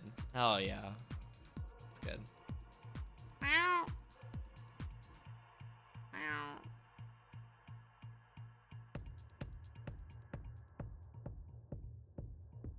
Yeah, very big brain moment.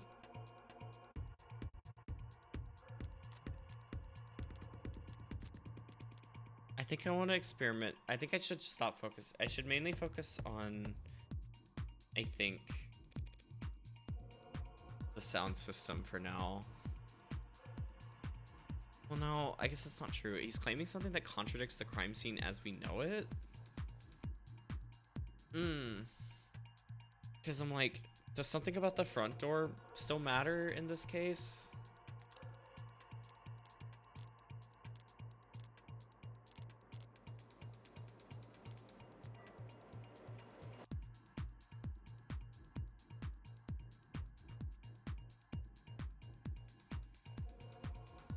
Like, we do know that it's...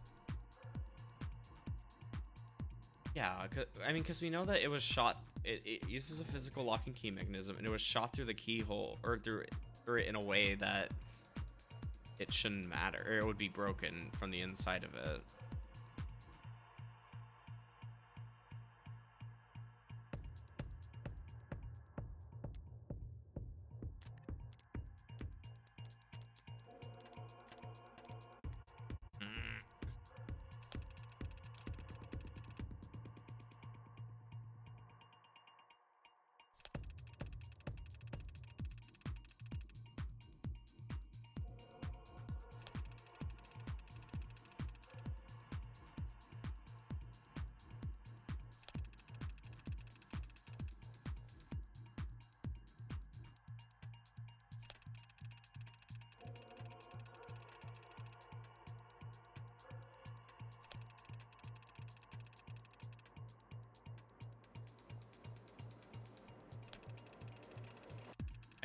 I'm genuinely really confused. What is the problem?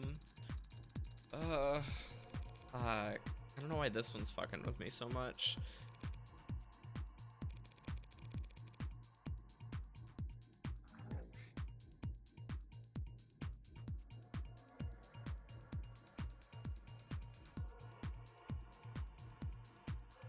Wait. Would it have to do with the window? Because the window's open.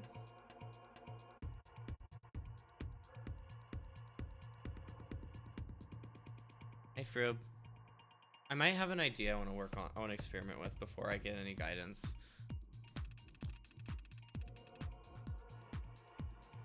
But I hope you're doing well, Froob. Welcome, Ian.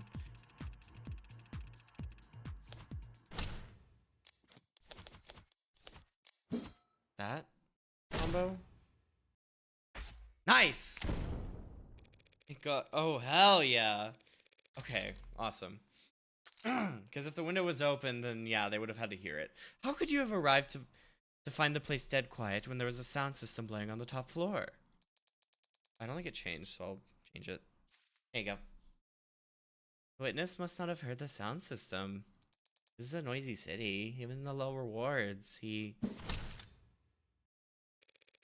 But he did hear the music. He described it in his testimony just now. Followed some kind of loud music up the stairs. So the building was dead quiet when you were outside, but you could hear music from the first floor. Oh, well, yeah. Heard the music pretty much as soon as we stepped inside. That was not the accent I was giving him. Only after you stepped inside? Yeah, sturdy door, I guess.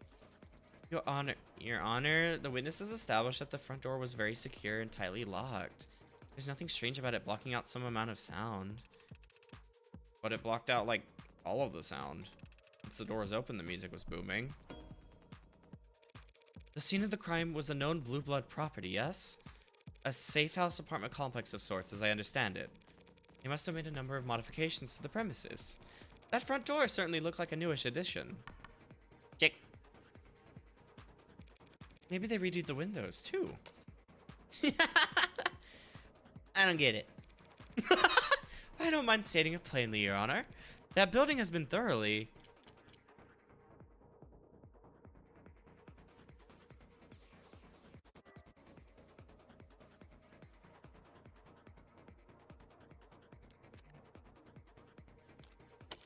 That building has been thoroughly soundproofed, Your Honor. You think the building was soundproofed? I know it was. I experienced it myself, stepping out of the lower wards and into its dingy nightclub vibe. That would explain what the witness experienced, wouldn't it? Perhaps, but that wouldn't explain the building being dead quiet when they arrived. Not unless the window next to the sound system was closed. Showed my hand a bit there. She knows what I'm gunning for. Counselor, asking the court to accept that the building happened to be soundproof is not the flawless argument you're making it out to be. The window in question opens to the alley. Rogers could have easily missed the noise coming out of it. Even though he already testified that he checked the alley before his partner shot the door open. He might have merely neglected to mention that he heard music at the time. Huh? Music in the alley? I would have noticed that kind of thing, right? How's the uptake this one? I'm looking at this arcs from every angle I can, rotating cubes in my mind as fast as my programming will allow, and I'm still seeing a crime scene where the windows are open. What am I doing wrong? There's a trick to it. Try focusing on just a single cube first. Once you've got one spinning consistently... Yeah, thank you, Sarah. Thank you, Doctor. Yes, Your Honor, the windows were found open. It's a contradiction. The windows were closed when the officers arrived, but opened by the time Rogers got to the third floor. That means someone must have opened them. Someone not currently on trial, Your Honor. You should stretch before attempting mental gymnastics that intense, Counselor. You claim that the windows were originally closed and only opened at the last moment as some mystery individual fled down into the alley. You know Creek was standing in front of those windows when he was shot, and we can see where his blood landed, on the sides of the windows that faced into the room when open. If, as you claim, the windows were closed when he was shot, and his blood somehow ended up on the wrong side of the glass. That's... Your theory is flawed. A far-flung fantasy with nothing other than Officer Rogers' poor hearing to support it. All the actual evidence shows that at the time of the murders, the windows were exactly as we found them, flung open. The logic isn't faulty, and I can't overturn it with any given piece of evidence. But I can point out the flaw in how she's presented her evidence. Thank you for the advice about taking full advantage of arcs, by the way. But trust me, there are some things that are best understood by visiting the crime scene in person. What? Helps keep you from getting flipped around. Okay, so one of these is flawed. I'm gonna take a sip while I'm looking through this.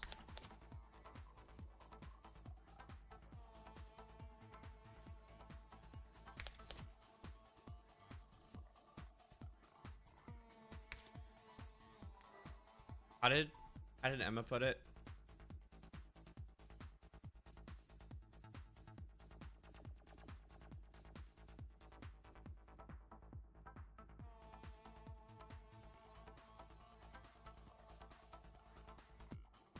Oh, is it? Wait. Let me check really quick. I think the windows are in here, right? Yeah. Don't they slide open, or am I? No, they don't. They don't. Okay, never mind. I'm not. I am not thinking of it correctly. Well, are we sure? Hold on, wait. Before I say that, before I say anything like that.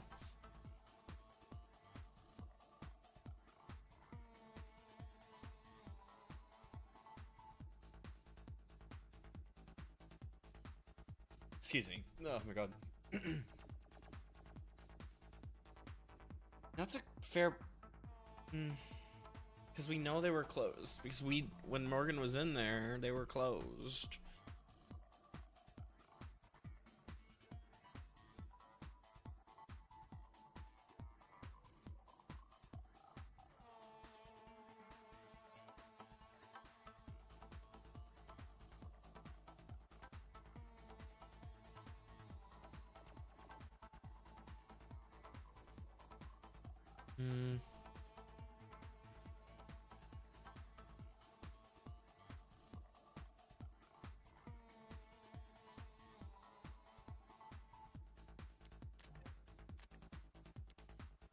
I guess, well, okay. Wait, go back. That one makes sense, right? If the... Actually, let me also just make sure I understand fully the claim we're arguing.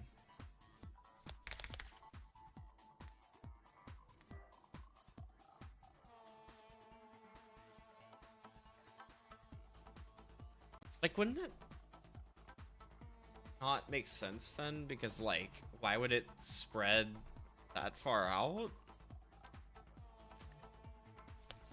I could probably low claim. I could low bet this one, I think.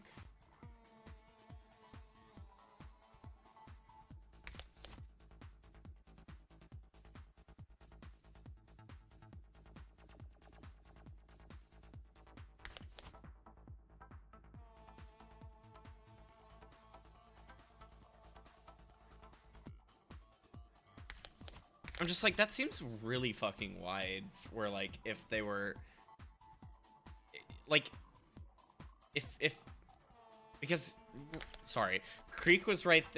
Was right here, yeah. But if the windows were open, I don't think that seems really fucking wide for, like, blood and shit to spray out that wide. If he's right in front of the windows and everything. I don't know which part of this to nab on that, though.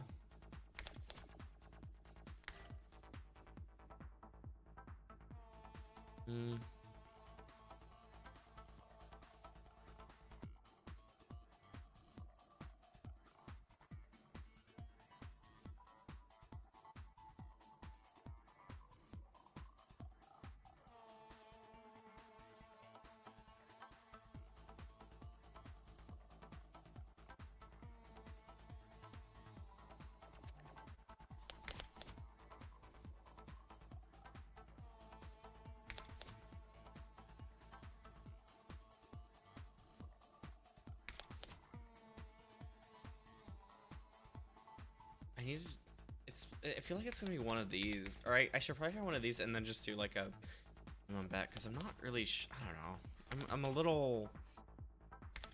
I don't think it's that. It's probably actually not that one because it's reliant on the arc. That one. Apologies, Your Honor. I'm just confused. Why is Miss Rockford talking about those windows? As if they swing open. Oh, I was right the whole time. God damn it. Of course I was. What are you talking about? Oh my god, I was right the whole time and overthought myself. Jesus Christ, of course I did. Those windows don't swing into the room. They're pulled to the side. They... What? Didn't you see the fingerprints they found on the handles? One look at that should tell you which side of the glass faces indoors. Funny, wasn't that in the arcs? Damn. Oh, this is some very chic interior design I'm seeing. Very wabi-sabi. So if the windows only side parallel to the walls, it wouldn't matter whether they were open or shut when Creek was shot. The blood would always end up on the same side. Hey, I said I finally got the windows lined up, right in the arcs. You didn't say that, at least not aloud. Thank you for always listening, Sarah. But I said it just now, so whatever. What do you mean lined up? The blood splatter. Ah. Looks a lot nicer now, doesn't it? Yes. Thank you, Your Honor. That is so inappropriate for an adjutant to do. But it's gotten us all on the same page. We can all reasonably conclude that the windows were closed when Creek was shot at the very least. Damn. Yes. But when they were next opened is something you'll fight over, I'm sure. Now, if this ARCS data could just tell me whether the windows are actually soundproof. I doubt the ARCS could simulate that accurately for you, Your Honor. But if we re-examine the scene for that specifically, it should be simple enough to... What? Waste the court's time? Forgive me for repeating myself, Your Honor, but even if we prove conclusively that the windows were soundproof, the defense's argument still hinges entirely on the omission of one detail in the witness's testimony. Putting it another way, just because he didn't hear the music, that doesn't mean he couldn't hear the music because the soundproof windows were closed. I know, it's so fucking awesome. I love it. Ah! Lena did amazing. The devil's proof. Yes, and you actually used it right this time. I did my reading. Oh. She's effectively conceded that the windows were soundproofed, but she's also shifted tactics and it's a formation I don't recognize. Let me check something really quick. Okay. That's to be expected. I'm no general. But I don't need Makoto here to tell me that war is deception. So how about a little misdirection? Listen up, Sarah. The important thing about the devil's proof is that it's always on our side. Side of underdogs, lovers, and dreamers the world around. The side of the defense. Innocent until proven guilty. That's what makes the devil so infuriating for the prosecution. The people make a fair point, Your Honor. There really isn't any hard evidence for my fleeing suspect theory at the moment. But the people haven't disproven it either, have they? Oh my god. I forget the exact details, Your Honor, but all we need is a shadow of a doubt, right? To overturn 5 dead bodies, the testimonies of 3 cops, and a room soaked to the floorboards and forensic evidence? Yeah? Huh? I don't know what that is. Can you... Have you lost your mind? Are you trying to piss off everyone here? Yes. Yeah, Morgan. Come on, you don't hate my theory that much, do you? I'm warming up to it. Then I'll stick to the facts for now. At the time Rogers and Chopin arrived, the front door was locked. The music was still playing at the scene of the crime, even if Rogers didn't notice it until stepping inside. And at the moment Creek was shot, at least, we can be certain the soundproof windows behind him were closed. Yes, those are the facts. Why are you restating them? Because there's something that's been bothering me. If we accept these as the facts, one part of the Honorable Officer Rogers' testimony makes no sense.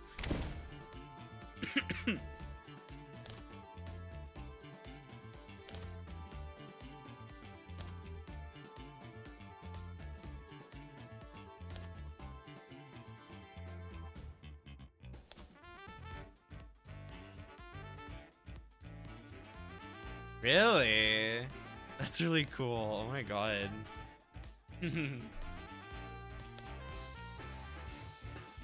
Oh god, I don't actually know what I'm... Okay, I will admit now I'm a little lost again.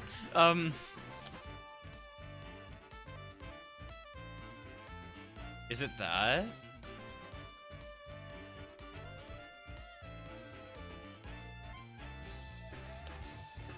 I'm not entirely against that idea. I will admit.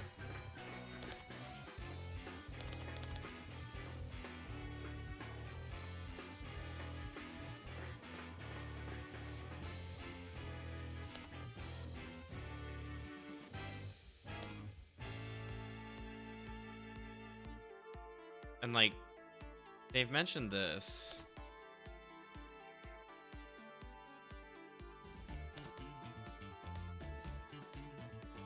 Am I able to go? How far back can I go in this? I'm actually kind of curious.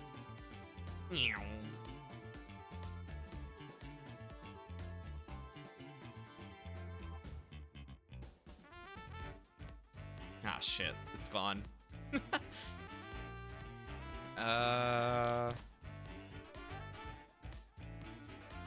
It's like I'm almost wondering if this is the play, because it's like, if the music wasn't, how do I say this? If the music wasn't heard, could the gunshot have been muted that much, muffled that much as well? But I feel like that can't. I feel like it's not my best option yet.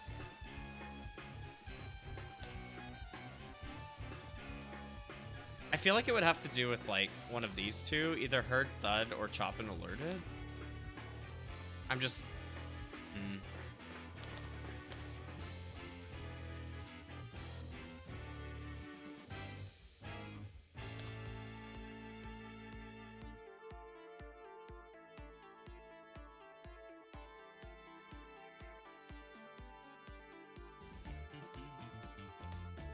Oh, maybe that? If it's soundproof, then why would he hear that?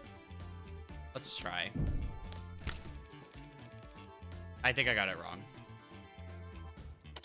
Okay, fair enough. I guess that's fair. I didn't consider that they might have only soundproofed the, like, complete outside or something. Shut the fuck up. Am I stupid? I might be stupid. Okay, cool. If the room was deafened at the time the gun was fired. Now you go there. Oh, crap, yeah. Wait, excuse me. What are you talking about? It's the very first thing you told us, officer. Your partner heard gunshots. But how is that possible? That's what he said it. He said it. Even on the radio, he called it in. True enough. I can see it right here in the police network's database. 9:45 p.m. Officer Tariq Chapin reports shots fired. So he did. And since we can't ask him to testify, we'll just have to take him at his word. But just to clarify, Officer Rogers, are you saying you never heard any gunshots yourself? Well, I didn't have my head out the window like him, so... That's what you're trained to do, isn't it? Report anything you see or hear across the network? Well, one report is usually sufficient. But confirmation is always ideal, right? Yes or no, Officer Rogers? I never heard any gunshots. Hang on, are you really... So you never heard a peep, but your partner, he somehow managed to waltz you both over to exactly where 4 vicious murders had been committed? Before anyone else got there. I just drove where he pointed, so... Counselor, you need to be very careful here. Thank you for your concern, Miss Rockford. Don't forget, I hate losing. Pardon? I said, but don't forget to direct your comments to the bench. You bring that up now? Every cop in the room already thinks I'm a mob lawyer at this point. Compared to that, mocking the memory of the deceased is small time. I feel like you're gonna say something shocking here and I should stop you. But I can't really stop you before you say it, so... I'm just confused is all, Your Honor. How could Officer Chopin have possibly arrived at the scene of a crime when he couldn't have heard any gunshots? Unless he was asked to come there directly. Oh, like he got an Evite. Exactly. Officer Chopin answered a distress call from the Blue Bloods. Whoa. That's what we're doing?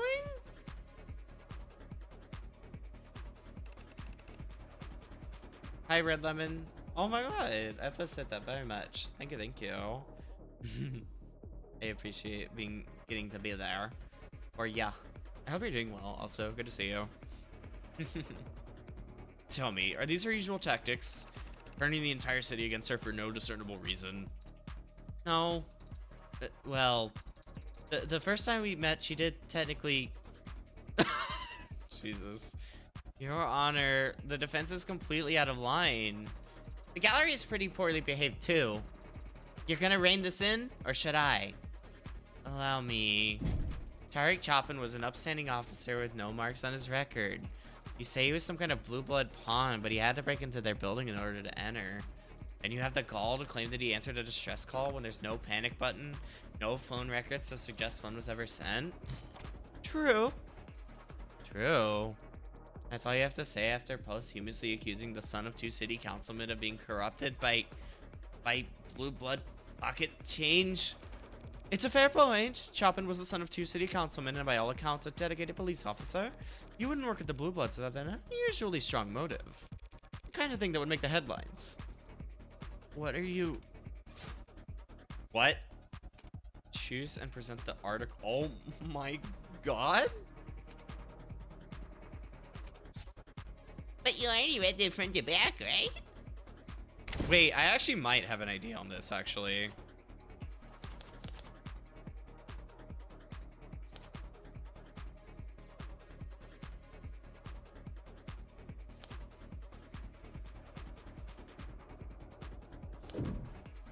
I have 2 ideas.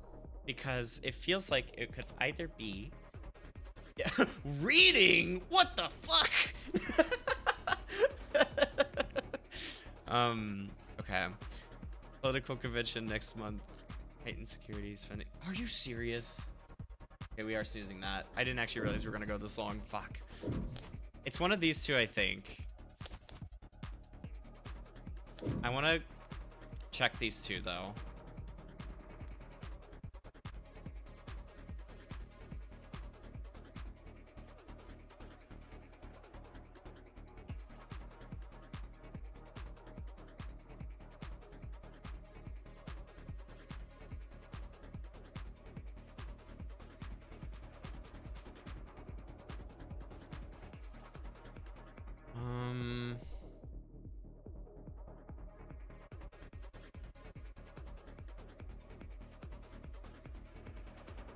Hi, Silk. Neko. Yeah, we've had the Neko Morgan for a little bit since before. It's so good. We're doing pretty good. I'm trying to make sure I know what I'm doing here, but we're doing good. I hope you're doing well, Soup. What do you say, yo?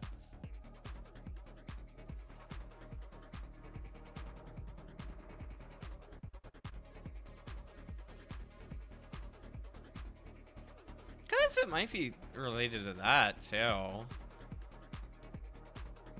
Let me check this one really quick.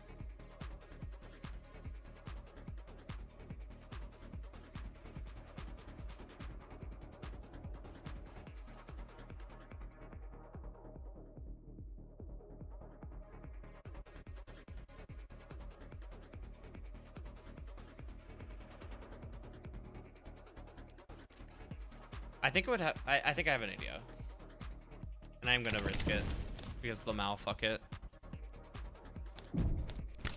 The city council is evaluating new security contracts ahead of the next month's convention. And you think, oh, fuck me. Fair enough, fair enough. Never hurts to diversify your portfolio. I'm gonna keep it max and go for this one then. Is it not? Oh my god, I'm so stupid, I think. Okay. I might be an idiot, but why was that? Why? What's the problem? Why is it one of these two? What? Am I crazy?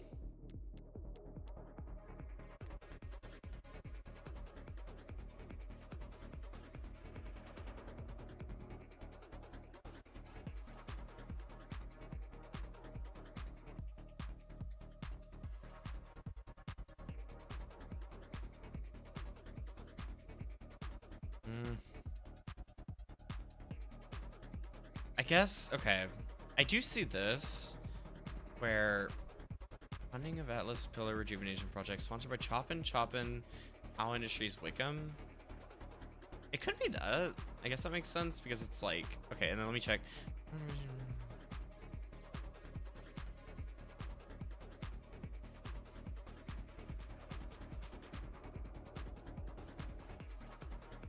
Okay, let me check something. Choppin' How Industries Wickham. That's not one of our people, right? I'm not crazy.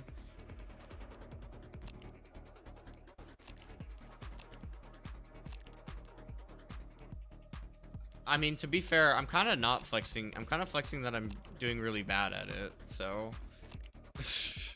Actually.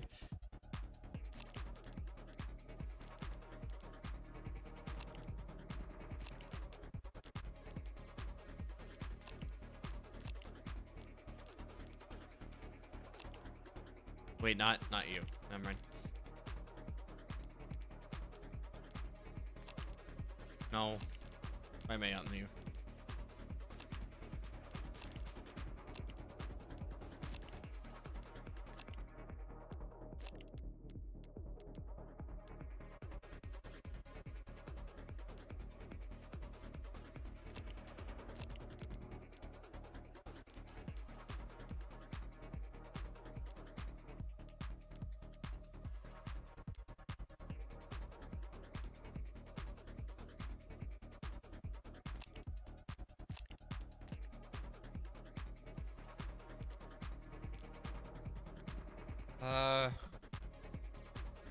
Go back up, go back up.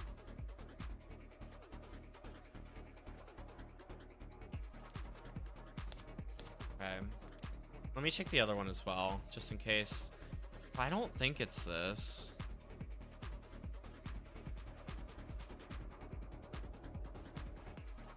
Okay, maybe it is because of the fact that Choppin is involved. Add stop. I'm busy. I'm just gonna keep maxing it because it's funny at this point.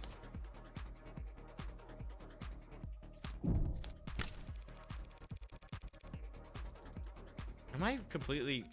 How about a donation to his parents? Okay, there we go. Jesus Christ. I had to get it right eventually, right? That was pretty bad, but... whatever. What? Sidebar for a moment? What? How are you all thinking about voting? Oh, don't get me started. I'm a political junkie. What are you... Sorry, on the ballot measure specifically. Huh? Am I the only one who sweats over this stuff? Maybe it's old-fashioned, but I was hoping to hear some diverse, nuanced opinions on Proposition 492. Wait, but that's the funding of Atlas Pillar Rejuvenation projects. I think it's a nice idea. Bringing prosperity to the lower wards, literal stability to everyone above them. And of course, the mother of all paydays to anyone lucky enough to own the land it'll require. Wait a minute, you mean... You... Am I the only one who reads the news anymore? Wasn't counting on this being rhetorical, but who on the city council is sponsoring Proposition 492? Hoppin's parents. One last question, less rhetorical this time. This crime took place at an unknown blue blood property. So why was this found there?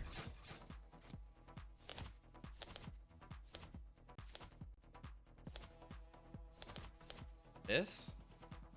Oh, wait, hold on, I am gonna fuck it. Fuck it, we ball, and... Yes, let's get some of our chips back, please. Highly confidential Reading documents were found underneath Chopin's corpse. Thank you for the treat. That helped me get through the rest of this. They're almost entirely illegible by now, but you can still make out a reference to P492 right here. That struck me as odd. Reinforcing the canopy. A state construction project that massive in the lower wards would mean even the police can't keep a crime scene secure down there unless they're willing to play ball with the blues. They'd have to get past the blue bloods. Or through them with open arms and firm handshakes. Just what the hell are you trying to say? Counselor Morgan, if you... Sorry, wasn't sure I had to actually spell it out, but it certainly looks like Patrol Officer Tariq Chopin was working with the Blue Blood Mafia to defraud the city. Uh-oh. Morgan causes government panic. This is so good. She said it. She said that? What did you just say? Are you trying to piss off every cop and every politician in the city? Sorry, I'll gladly retract my statement. That is, as soon as any cop or politician or prosecutor can explain to the court how Tariq Chopin was able to arrive at the crime scene that night, when we all know damn well he never heard any gunshots. It is a bit of a pickle. What have you got for us, witness? What? I don't know. He had good ears or something. Or good intuition or whatever. Your Honor, the simplest explanation is that Officer Chopin was tipped off by a CI that he neglected to inform his partner about. Hey, Chopin wasn't a patrol officer with secret criminal informants that he'd hide from his own partner? That sounds horribly corrupt. And you called my comments inflammatory. Corrupt? You've got brass, all right. That's real rich coming from a mob lawyer defending the Hound of Icaria. Big uh-oh. Your Honor, the witness's last statement was a regrettable slip of the tongue. Frankly, his entire testimony has been less than ideal, and so I'd already snipped the jury's feed, but the crowd... Seriously? He's the Hound? Confusion, disbelief. It isn't the Hound that...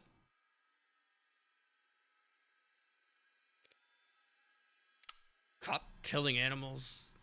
Jesus. I love this. The whole house stink like shit. Watch what you say about a man's family, you. What? You'll stab us in the back too? It's okay. But please calm down. And shut up. Go ahead. Your Honor, these outbursts from the gallery are not ideal, but we need to focus on preventing... It's not enough you butchered him like that. You gotta pay this lawyer to spit on his grave, too? How dare you? While you pigs were colluding with Blue Bloods to rip off everyone in the lower wards.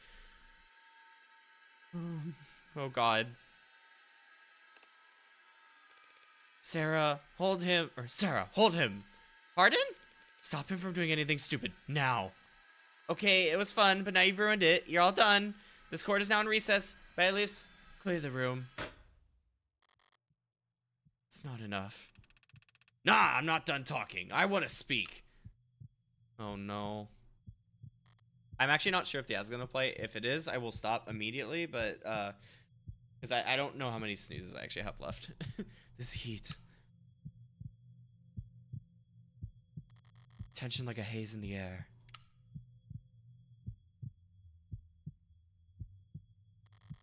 On the back of my neck.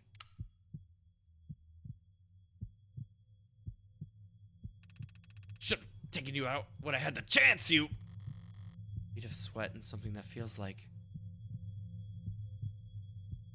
Huh? Oh. Die, you son of a bitch! Behind us! Get down! Oh my God. What am I reaching for?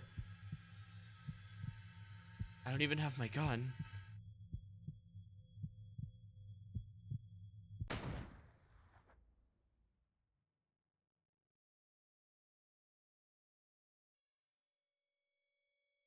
Ow. Oh, shit. London.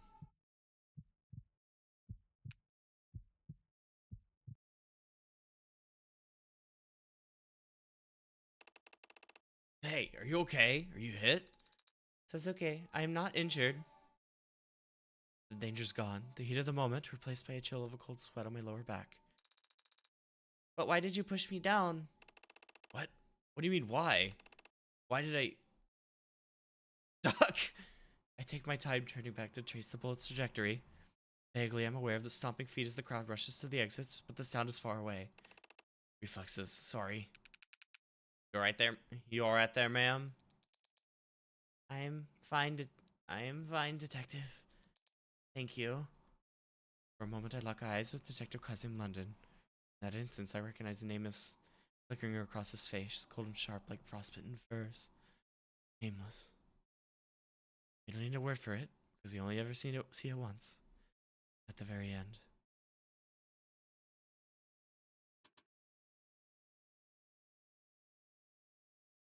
I'm sorry, I can't fucking leave this there. At least a little bit more. I need to see a little bit more. I can't stop yet. BRB, take care of yourselves. Uh, um, yeah. Uh, um, be right back.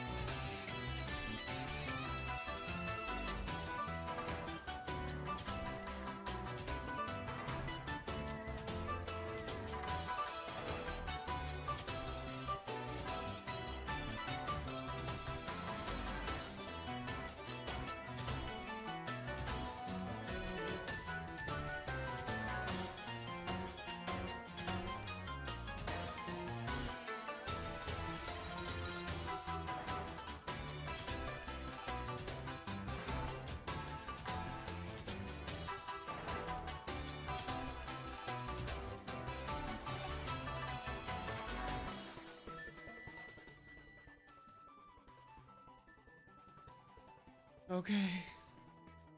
We're back. Yeah, no, real. Good fucking hell yeah. What the fuck yeah, London. God damn. That was awesome. But also, oh my god. Okay. A little more. A little more. A little more. Sorry, I need to stop the music. Okay. Okay. Taking 60 seconds to yell into a couch pillow, so maybe now one of you could tell me what the hell happened out there. Oh, right. It's this lady. This person. Yeah, you did. Hi, Violet. You did. I'm freaking out. I hope you're well, though. How did that man get into the courtroom? The building? With a weapon like whatever the hell that was? It was his own arm, Madam Barrows. Hat person. I happen to be allergic. Mark answer as yes. This modded illegally at some literal chop shop. Fully prosthetic, but fairly low tech. Uses a simple air intake system and projectiles made of enamel. Enamel as in teeth? Where on earth do these people? Doesn't trigger any metal detectors, looks organic from the outside. But if you're aiming at flesh, it gets the job done. And are metal detectors all that stand between a crazed gunman and the law of the land? No, Your Honor. We're looking into it now. But we already found some discrepancies in the personnel files of courthouse security team members. What? He probably got his hands on a key card. Oh, okay. Lost, bought, or stolen, and had it modified to get him into the building. Would that work? Only needs to work once. This time it did. Doubt he expected to leave alive, so if you ask me, we're lucky we're stuck with something more directed instead of an explosive. This is a nightmare. What am I supposed to do now? Gary must be horrified. I don't know how we could proceed. As I recall, the adjutant cut their feed the moment Officer Rogers mentioned the Hound of Icaria. So they didn't actually see the shooting. And by the way, how does a patrol officer know that my client is the lead suspect in that case? Would anyone like to explain that to me? Well, you'd have to ask organized crimes. But the mood around Rogers has been celebratory. I'd imagine there were plenty of cops eager to describe in detail what he'd achieved by catching Suzuki red-handed. Allegedly. There's no presumption of innocence in station locker rooms and cop bars, counselor.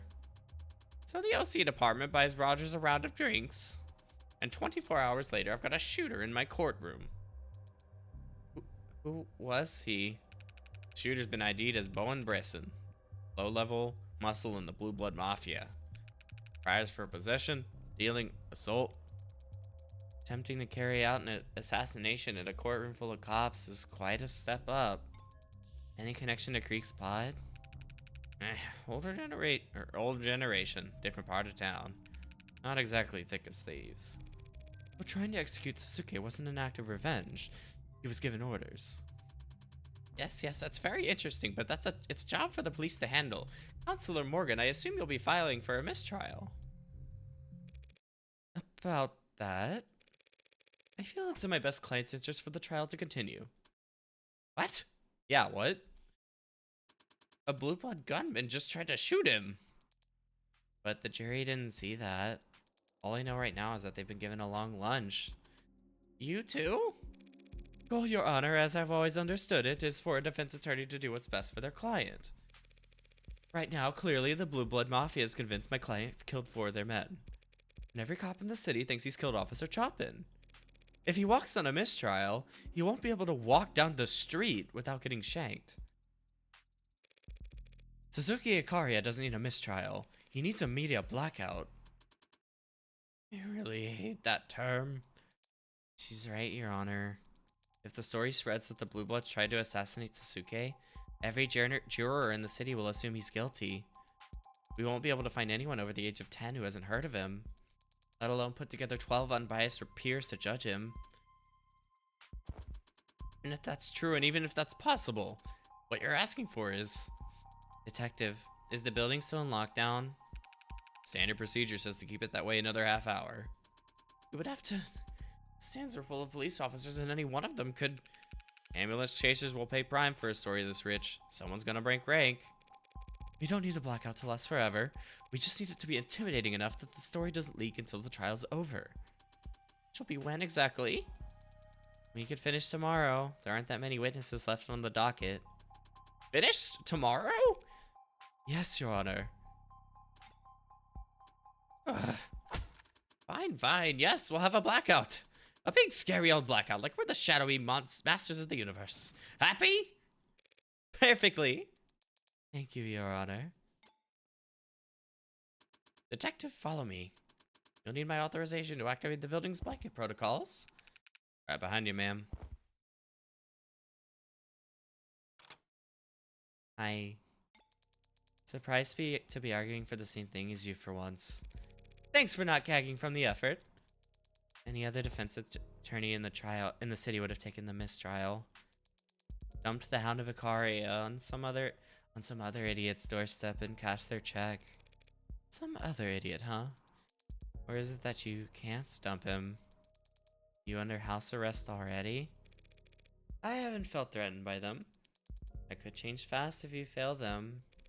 That's Icaria our high society, haven't you heard? And I'm beneath their notice. I don't think they'd bother to ask me just for underperforming. Sounds like exactly the kind of thing that high society types would do. Going this far for your client, though. You know me. Defender of the weak, champion of the downtrodden. Oh, come on.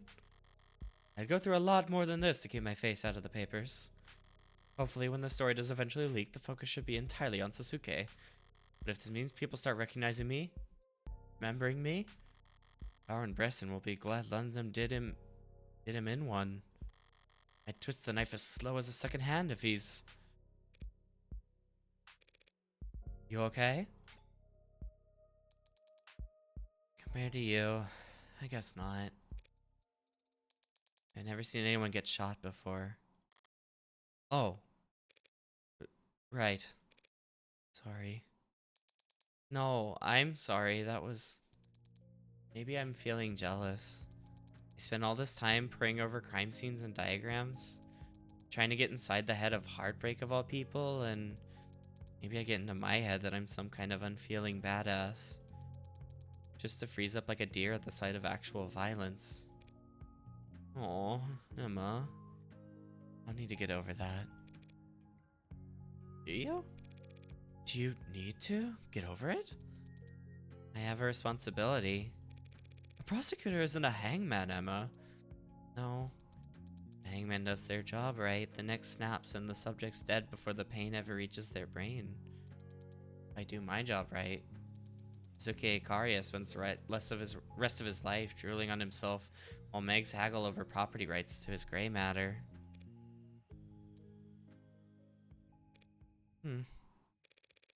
If you feel that bad about it, you could always recommend a lesser sentence. That's just the thing. Never felt that bad about it at all. Runs in the family. I'm sure this means nothing. Yeah, this is fine. This is okay. Emma's fine. She whispered it in that half-stuttering sigh. Not sure she even heard it herself. Jesus. Alright. There's where we have to stop. Because I can't...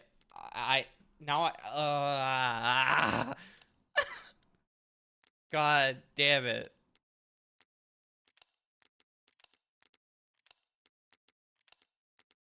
Oh my god. Oh. Right, I'm just gonna stop it now before you second guess yourself. I know.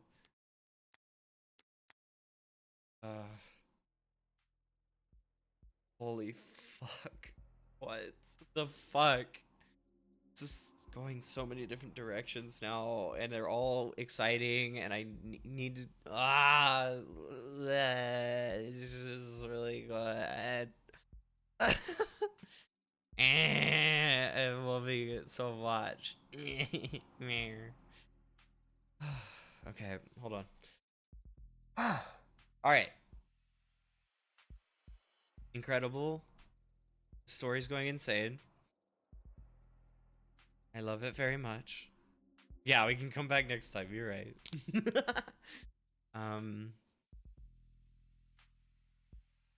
I need to say, Lena Rain kind of kicking ass as usual with music, because Morgan and Emma's themes are both amazing. Hell yeah. I do like the flexibility of the games, like what you're supposed to be doing in the court case. Like there's so many more little mini game, or not so many more, but like how they mix up some of the original mini game style things from the first case is very cool. I like how much more they're adding, how much more detail they're adding, how many more ways things can go, that kind of thing. Incredibly clever. And wow. That's all.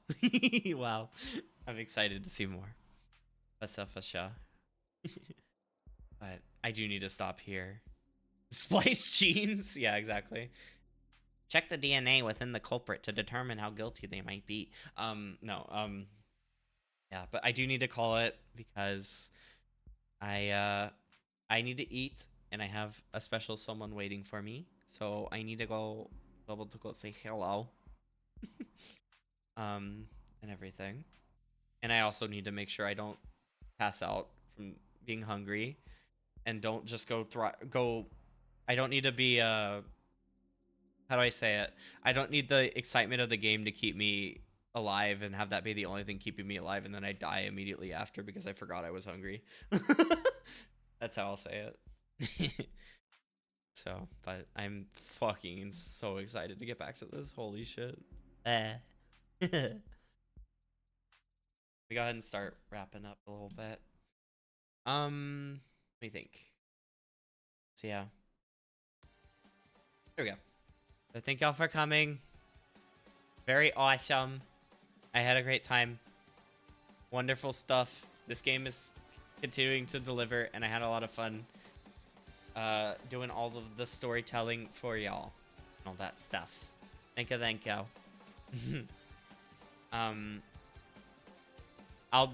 I guess I'll do the logistics. We'll go ahead and start doing that. So thank you for watching. Thank you for lurking. Thank you for chatting. Love y'all very much. Lesson of the stream. I don't think I have one anymore. I don't think I can have a lesson of the stream today because I'm a little unshocked at everything still. So we're not doing that. Right. Thank you, Nth Circle. They were very again. I will keep saying that.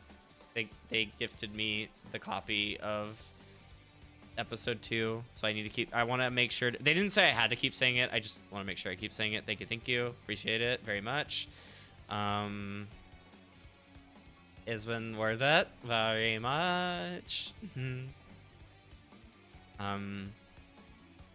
But yeah, I'll be back this week.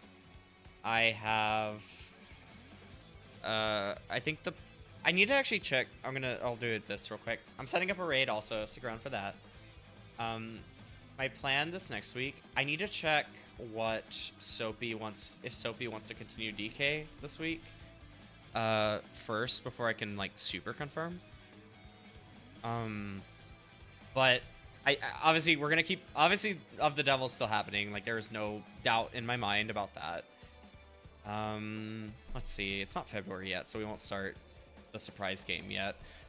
So I think let's say of the Devil is confirmed, Pokemon Fool's Gold is confirmed because I want to keep going in that. And then depending on, I'll check with, I'll check with Soapy about that, about if she wants to do DK this week. And it'll either be I'm joining her for that or Hollow Knight, like DLC stuff. We'll see.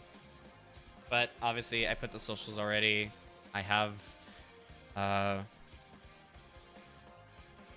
will talk. Oh yeah, I'll put the schedule out this week on Blue Sky and Discord, all that stuff. Come hang out. We have fun. It's good shit.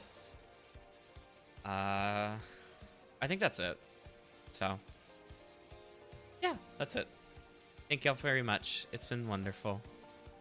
So let me set up a raid. What's this? I'm like looking really quick at who I might have.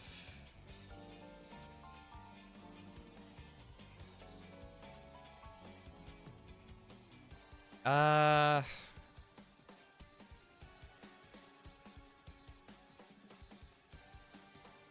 me check really quick. I might have one thing I want to check since I've done that before. Looking through people's like the homies like self promo. Not really right now. So yeah, we'll go to Code Channel. She's always fun. It says, what is this? Species unknown. She's like, oh, it looks like she has like a few things she's doing today, but look right now it's a game called Species Unknown with some friends of hers. But she's cool. I know Yuna speaks very highly of her, and from the times I've been able to go hang out there, she's very fun. I'll probably lurk so I can eat and yap and all that stuff.